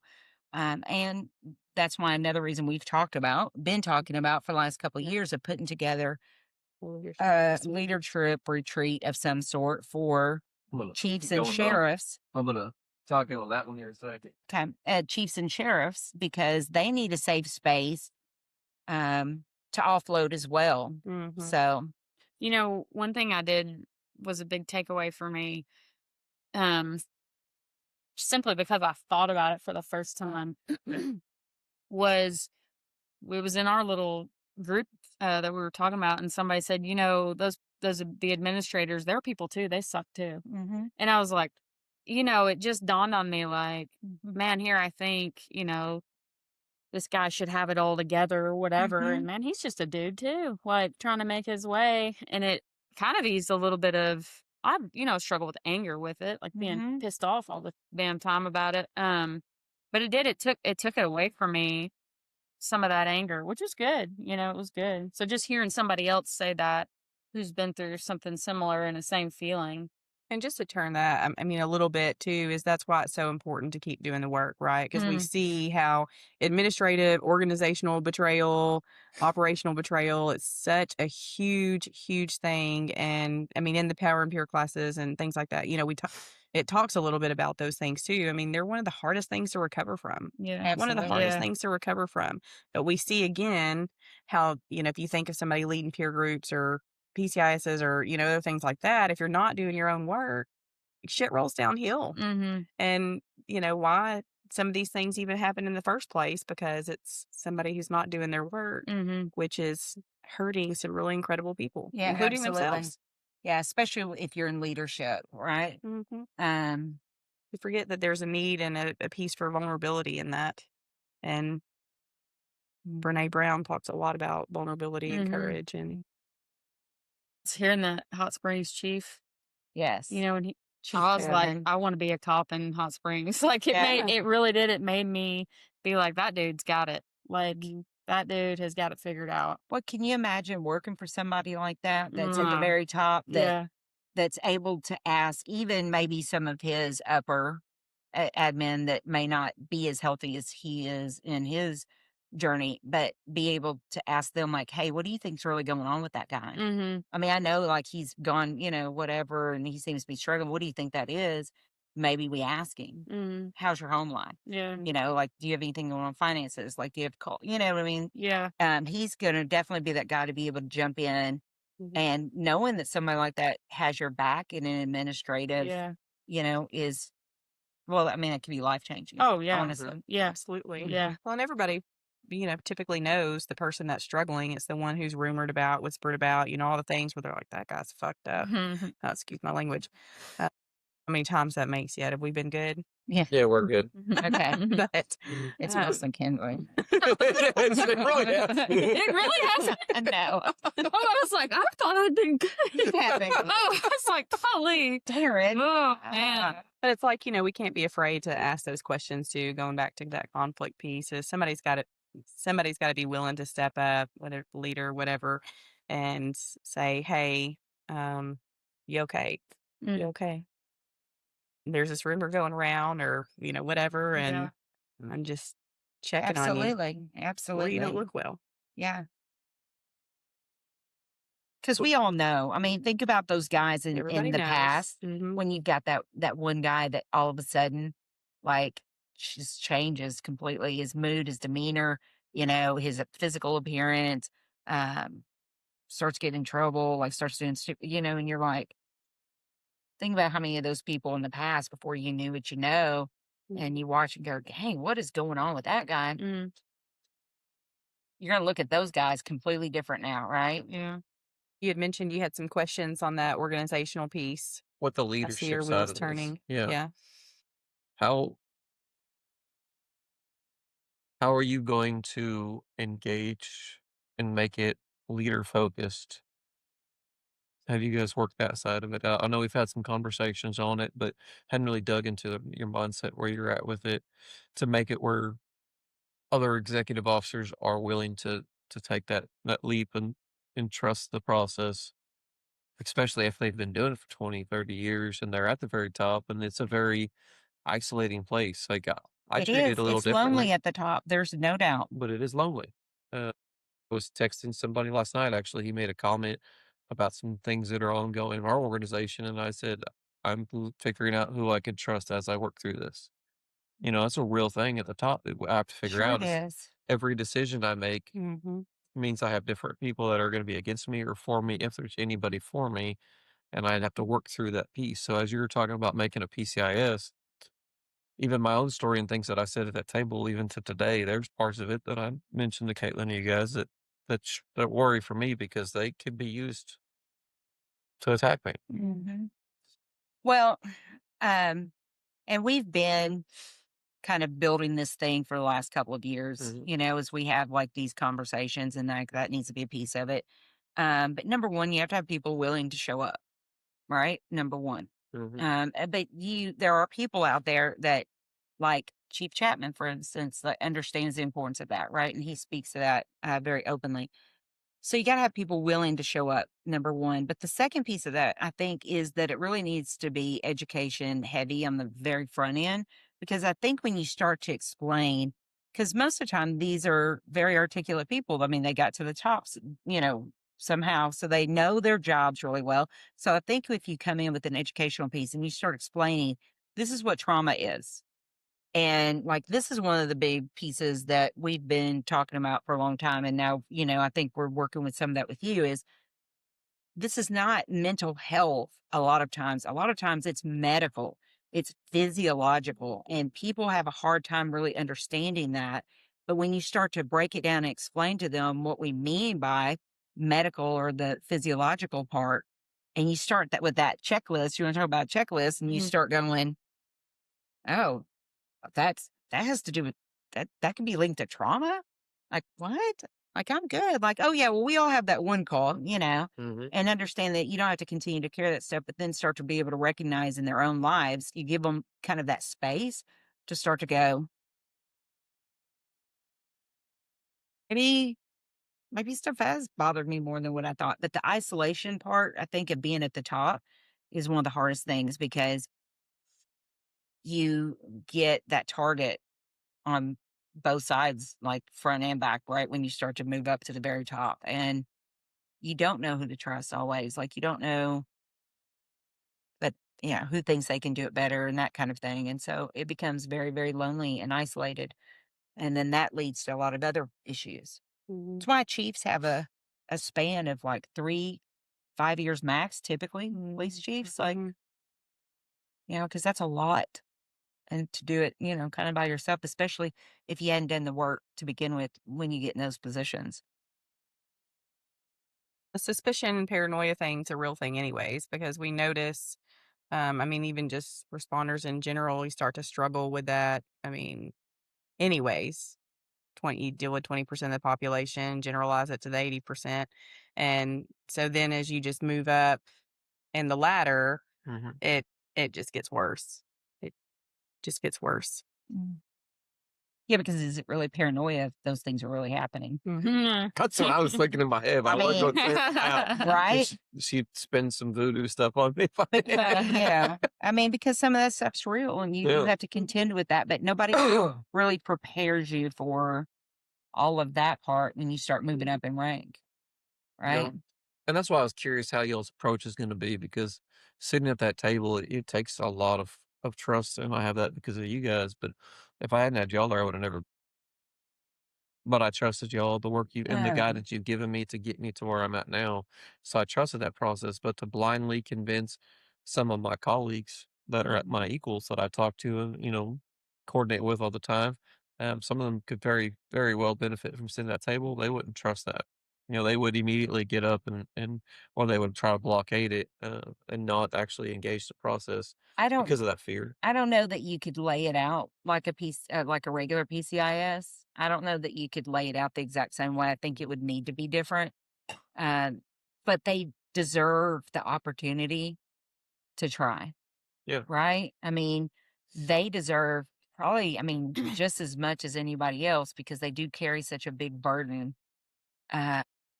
They deserve the opportunity to come in and have somebody say, listen, these are some parts that we want you to be aware of, and then just be able to sit with that. And then now we're going to give you an opportunity here to come and, maybe talk to somebody over here, or we're going to make a small group of,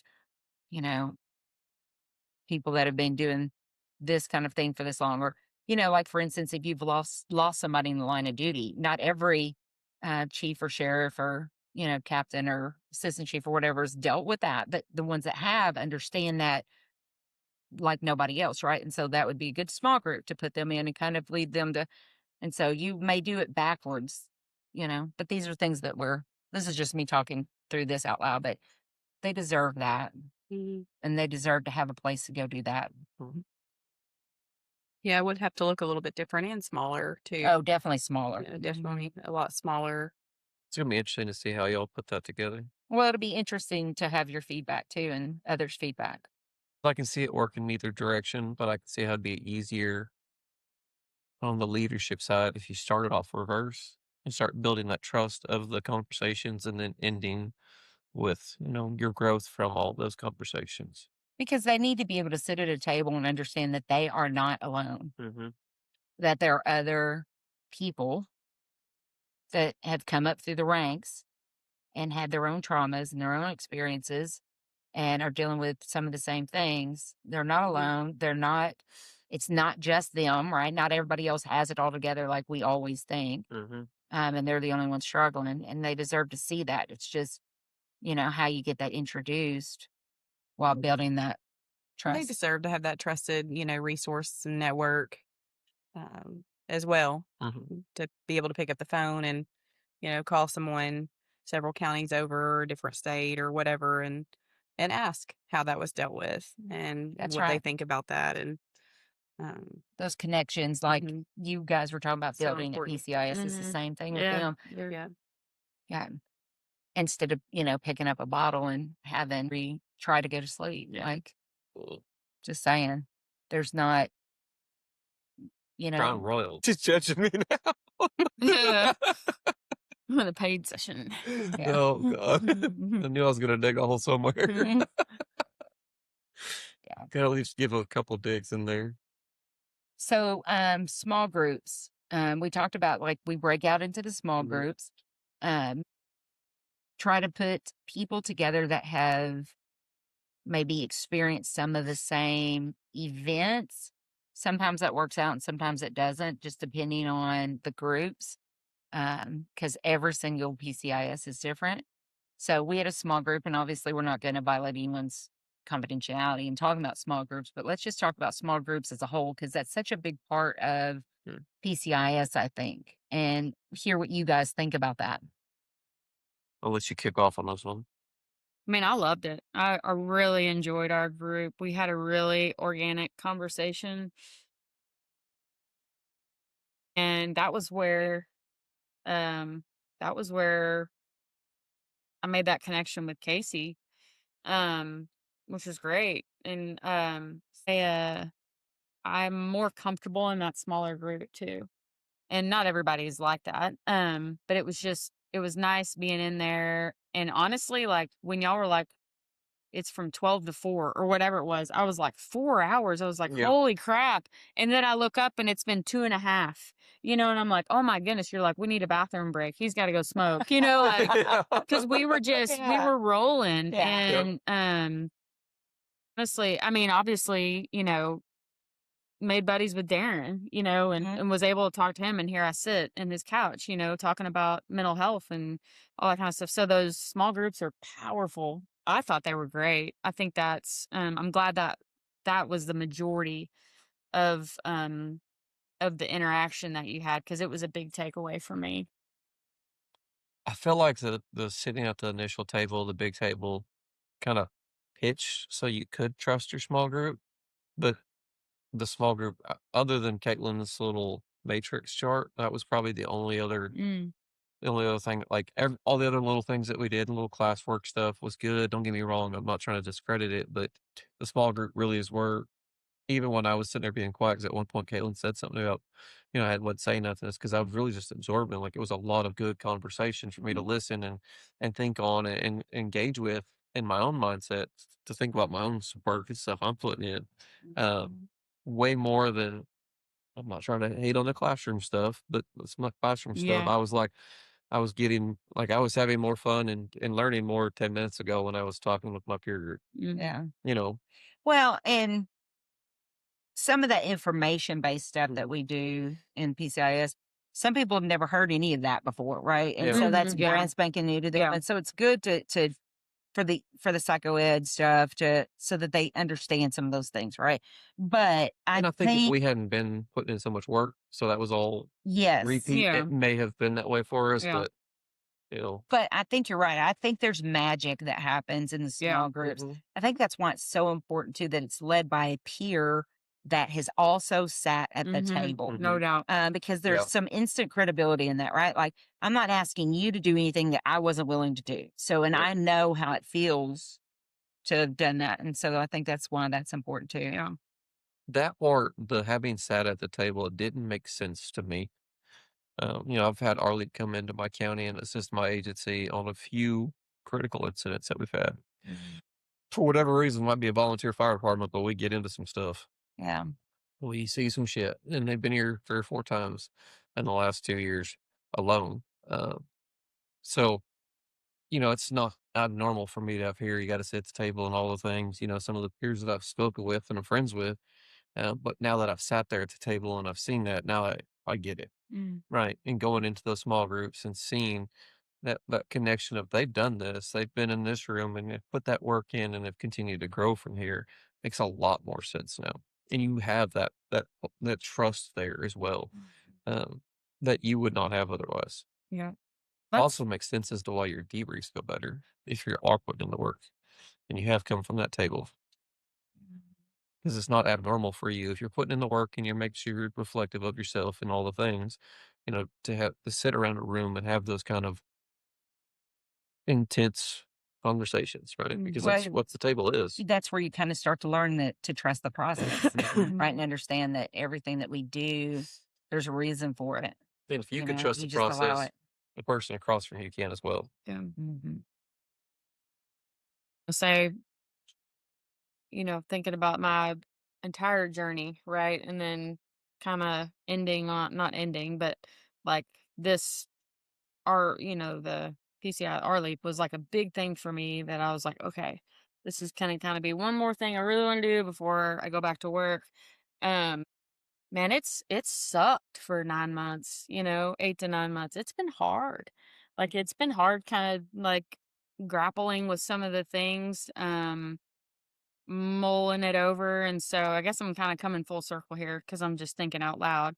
But like thinking about, if you're starting your journey, right? If you're just beginning, it's intimidating, it's hard, but like you're going to survive it, right? You're going to have some bad days and you're going to have, and I can't tell you, I mean, I had some bad days where I am not one to ask for help. Oh Lord Jesus, I hate it.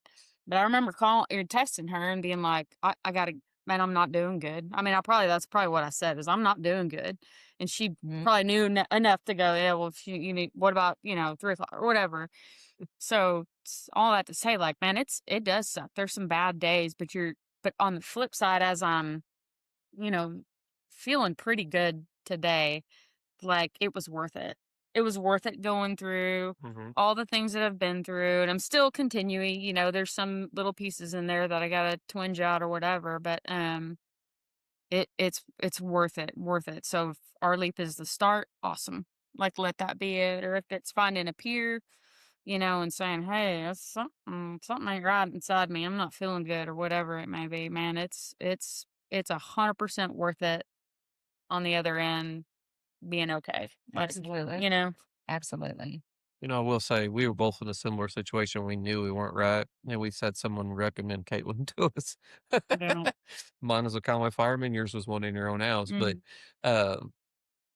going down my journey, that's one thing I haven't talked about. That's why I know I seen whenever I mentioned the crown royal earlier, she looked at me because I did have a moment. My shit wasn't. It's not every day is a good day. That's Yeah. a fact. Yeah. And I had a day where I was sitting around here, called her, she didn't answer. She called me back, and it was like an hour or two later. I ended up being drunk when she called back. Hey, girl. Hey, Katelyn. Hey, girl, hey. So I'm trying not to laugh. it's okay. It's my own stupidity. I admitted it. I'm fine with it. But I think that's really good to talk about too, though, right? Because when we talk about doing the work and getting better, right? We talked about not being perfect, but some days are just going to suck and you're going to do everything wrong, right? You're going to still yell at your kids and you're still going to have too much to drink, or you're not going to want to get up and exercise, or you're not even, you may even just call in sick and just be, but that's understanding that one day, right, where before it would have been 6 months. Yeah. Right? Yeah. That's a progress. That's a That's a good win. point. Yeah. And we need to be able to recognize those wins and go, okay, like, why would I think that now that I'm, whatever, I'm doing better, that I'm not still human and have a crappy day? Yeah. 100%. I totally agree with that. Mm-hmm. And I do want to just use a disclaimer too that there's other, kind of sort of on topic, but off topic. There's other PCISs out there. I know we're talking about, PCIS now and, our Leap's PCIS has recently came up, but, there's one in Northwest Arkansas, that's put on. It's now it's, I think that they do specifically law enforcement, it's retired an officer and his wife who's a therapist that put it on. There's also Warriors Rest, that's Oklahoma, Missouri, maybe just Missouri, I'm not sure, but they they also put one on, and there's others. Our Leap is a subchapter of, the LEAP program in general. And it doesn't matter if you go here in Arkansas, if you want to go here in Arkansas to where maybe you need to go out of state to where nobody, like, you don't worry about feeling like you're going to have a connection with somebody or running into somebody or it's too heavy, or it's too close or any of those things. There's other places all around the United States. I think he said 20 states now have the LEAP program. Yeah. So it's going to be. And it's free. You'll have to get yourself out there, but you're still going to be able to participate free. You're going to be able to have lodging free. All those things are free to you. Again, whether it's here or whether you need to go, outside, but. Yeah, I'm glad that you mentioned. And they're going to run. They're going to run the resources. same. They're going to run. They're all going to have maybe some different caveats to it, but it's all going to be the same principle. Mm-hmm. Yeah, sure. That was a good caveat to throw in there because I know whenever I got into this side with the volunteer and some of the stuff that we have that we're wanting to work with in our state, at least, the IAFF for career people does wonderful things and does a great job. But private EMS, city-based EMS, volunteer firefighters. None of them, at least in the state of Arkansas right now, have any guaranteed coverages, protections, or anything. It's a huge thing. So letting people know that they have other avenues to leave here and still go to, and it being free is big, because right now there ain't nothing helping any of them, and that's some of the department betrayal that we've heard from people in the past. And And like Warriors Rest they do it monthly, whereas, our LEAP, some of the other LEAP programs may do it yearly or twice a year, but Warriors Rest does do monthly PCISs. I think they may not do one in maybe December. I've been to one, there's maybe 1 month, maybe 2 months that they don't do it, but then there's also treatment, and we could always touch on that if that's something you wanted to do too. I was just going to say, I've been to Oklahoma and Missouri now to do Warriors Rest, SISM stuff, training both places. And so they do offer a range of flexibility, places that you can go. But yeah, the treatment, that's the other thing that I don't think responders are aware of, that we have several first responder only treatment facilities throughout the country. What was the last thing I had on my notes to talk about? That we've vetted. That people that need more of an intensive, anywhere from 2 weeks, 3 weeks, 4 weeks, 6 weeks. And if you qualify for FMLA, then you're protected. Your job's protected. And you should be afforded that, because it's just like any other treatment that you would need to go to. We have a lot of responders that we've helped utilize those resources. Absolutely. And it changes lives. So they're specific because they actually are trained to take care of us. That's a big thing that's right. Some of the conversations we've been in there recently, I didn't know about, in the same cycle what we know on the ambulance. So that's, you can call me behaviorals right down the road. You're SI, let's go there. Through some conversations, I realized that's a bad thing to do. Don't look at me like that. I didn't know what I didn't know. I know. I'm sorry. I probably did have a reaction to that, right? Because she needs to go back and do some more work. Yeah. When you have an outward reaction, second thing or the third? We as responders, we're a different breed. We just are, right? And the thing about responder specific treatment facilities is that they are very aware of the environment that we need to be in. A clinical environment, a very clinical environment, is not a good place for us, because we have all had such experiences with those clinical type of environments, right? And so that's the first thing that you think of, and they are the complete opposite of that. Most of those are built into houses and it feels like a home. A lot of them have a very firehouse kind of feel to them, which feels good to all of us, right? Because as a cop, I've eaten many a meal at a fire station, right? But, when you walk in, it's all open. The living area is all open. There's a big table where everybody sits and has and then so the environment's very different from what you might think when you think of, we won't name names, but local clinical places where we take people that are in mental health crisis. It's not the same thing. It's not even remotely close to that. No. There's the clinicians there are, that's who they work with day in and day out. So the environment's very comfortable. Well, and really from point of entry that's kind of what sets responder treatment apart from, some of your other maybe local places, or we really don't have a whole lot of good treatment options for dual diagnosis, which mental health and substance use, or even, maybe just substance use. There's a couple in the state, but there's not a whole lot. And so you do have to go outside and use some different resources for that. But it really should be point of entry, from your initial phone call to intake to having the conversation to, coming in to working with a clinician to discharge, really full circle with all of those. And Jen and I have had the privilege, and there's some others who have the privilege of actually going to personally meet the people who are working with, individuals that we may send there and train. I've had the opportunity to even train staff from point of entry to discharge on cultural competence. Yeah.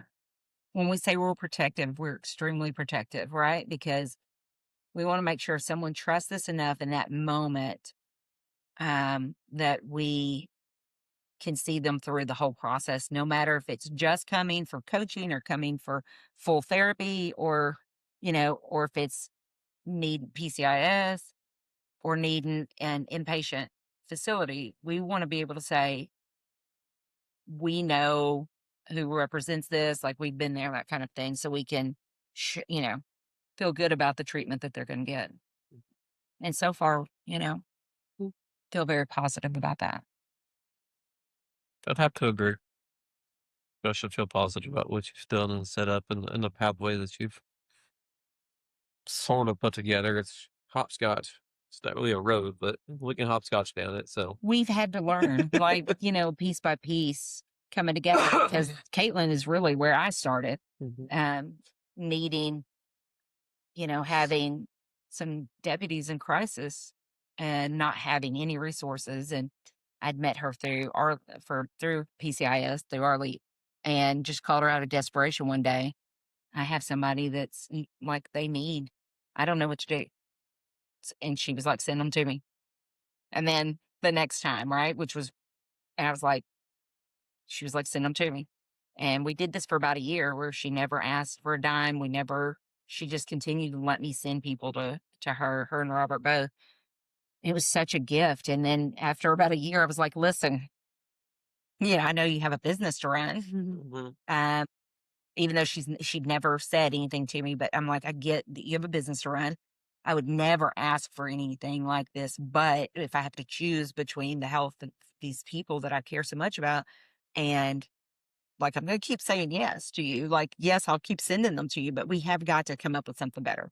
And so those type of situations are things that lead us into, okay, well, what are we going to do? Like, how are we going to continue to provide services for people who deserve those services without it becoming a hardship on them financially, which is just going to add to the problems a lot of times, right? Right. And so that's where, we started building this, and it's just been by one stepping stone at a time, one experience at a time to get to where we are.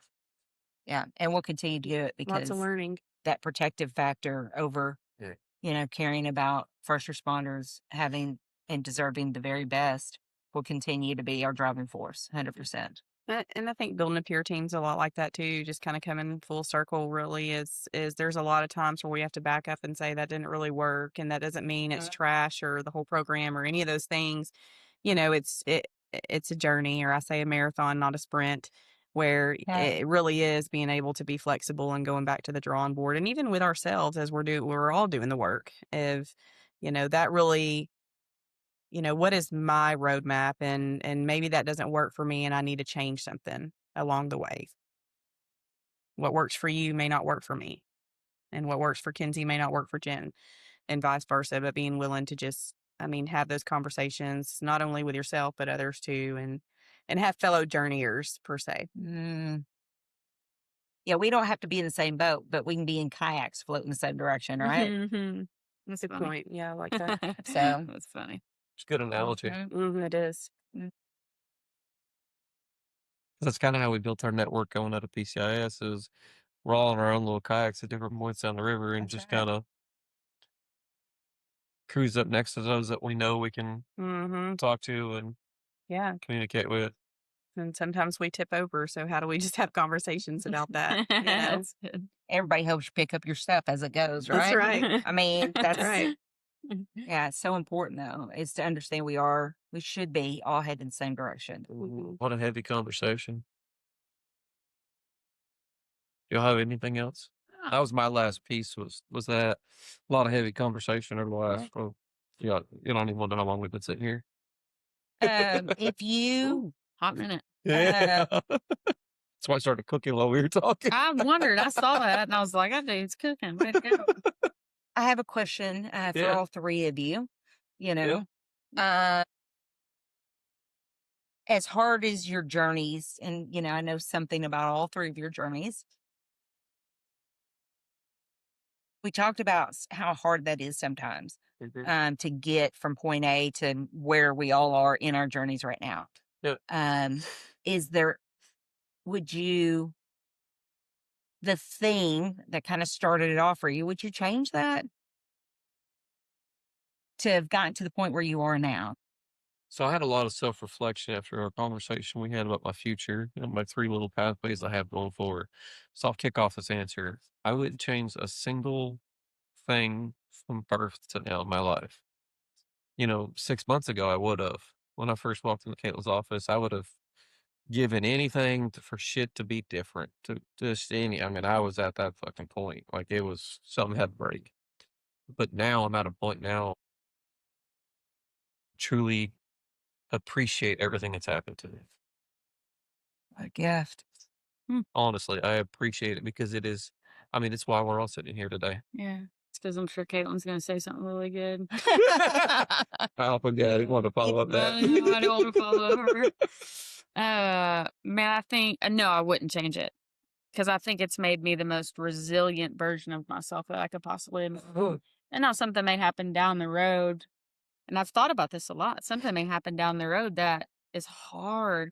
But going through this and just, it's still so fresh to me, like how it feels to just not feel good. I know I'll get through it. And I remember like talking to myself at the beginning of this when this happened, which I didn't say this, but self-talk is so important. And I just remember saying, like, I know I'm going to be okay. I know I'm going to be okay. I know I'm going to be okay. And I know what that is because of all the people around me. So there's another lesson, who you surround yourself with, but it really has made me very resilient. I think it's also made me very reflective on myself and like some areas that I've really sucked in and still suck in. Like going, okay, I gotta get better. And not that it's never gonna happen. It will happen. I just gotta kind of work on it a little bit more and be consistent with it, which is what I've been this whole time. Just try to be just consistently chipping away at getting better and getting better. Yeah. That you make such a good point too by saying, like, what I hear you saying is like you're not afraid now to recognize the things that you need to work on. Like it's not as scary. Yeah. Like that's so big, right? I love that so much. Yeah. Yeah. Thank you. Here we go. Well, we're going to you afterwards. Next episode.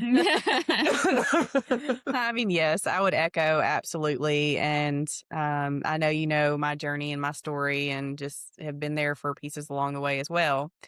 And there's nothing that I wouldn't change.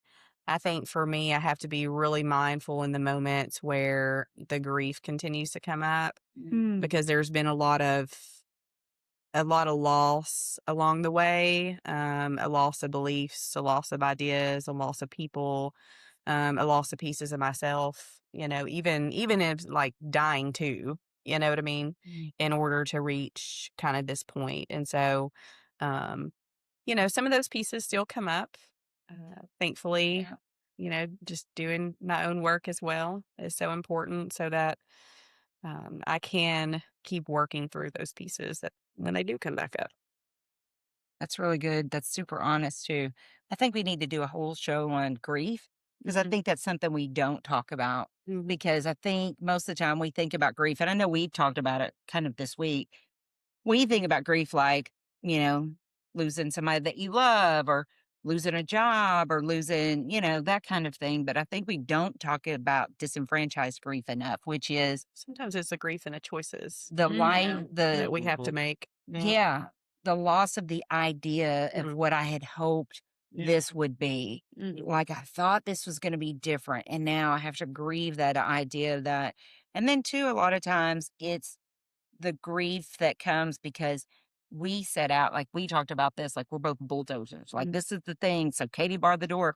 But you know what? God doesn't always intend for that to be the thing. And so we have to learn to grieve our expectations and accept what's better for us, what he knows to be better for us. So I think we don't talk enough about what grief really is and how it will continue to come back, right? And That's right. Yeah. I mean, because healing is messy, and I mean, the journey of it is messy, and it's, where none of us are really immune to that piece of it. Yeah, grief's hard. Mhm. What about you? So Your turn. so I see it like glad out the corner of my eye. I wish I had my shirt on. that's okay. Kinsey had my back. Yeah. Throw me under the table. See, what was the Threw question? yourself under the table. Jeez, Marty. So I'm with Darren. I can sit in a place now where I can say, I am so grateful for every single thing I've lived through from birth until now, all the really, really hard things. It took me years to be able to accept and process and deal with those things, especially from childhood stuff, and then just some of the hurts. Organizational betrayal is by far the worst. Like, it's just been the hardest thing to really accept and deal with and process. And there's just so much grief in that, right? And the grief has been that thing I think has been the hardest for me to identify and process as grief is one of those things. Like, a lot of times trauma we can process and then it's like, okay, I feel some relief from that. But grief is one of those things that just comes in waves. And at first it's so overtaking that you just don't even think you can breathe through it. And then it gets better. But you'll have days, right? Where I'm just so sad today. I'm just so disappointed. There's just so much grief in that thing. But I'm so grateful because had all the things not happened exactly the way they were supposed to and when they did and how they did, I would not have gotten the gift, the pleasure of walking with so many other people in their journey. And meeting some really Oh, incredible I people mean, along the way. just Yeah. the gift in that, just to see one person's relief, is worth it all. Yeah. It just is, because I feel that that relief, and I understand that. And so I want everybody to have it because everybody deserves it no matter where they've been, what they've done, who they are. Everybody deserves that. And so grateful for that. Wouldn't change any of it. Thank you guys for sharing with us. Thank y'all for coming. It's really brave to sit and Thanks, Darren. talk about personal stuff like that. I can't wait to have y'all on and tell your whole stories. Because all three of y'all said you'd be on at some point, actually. Mhm. I don't know. Bleep out them Why is he? F words. Oh, You're tricked into years I'll have to do a lot of editing. Worked up. Well, but I'm going to end that for today because still I'm got to cook hungry. us food and everything Hungry, else. So son. Yeah, come on with some steaks. thank y'all. We'll stay tuned. Hopefully they'll be on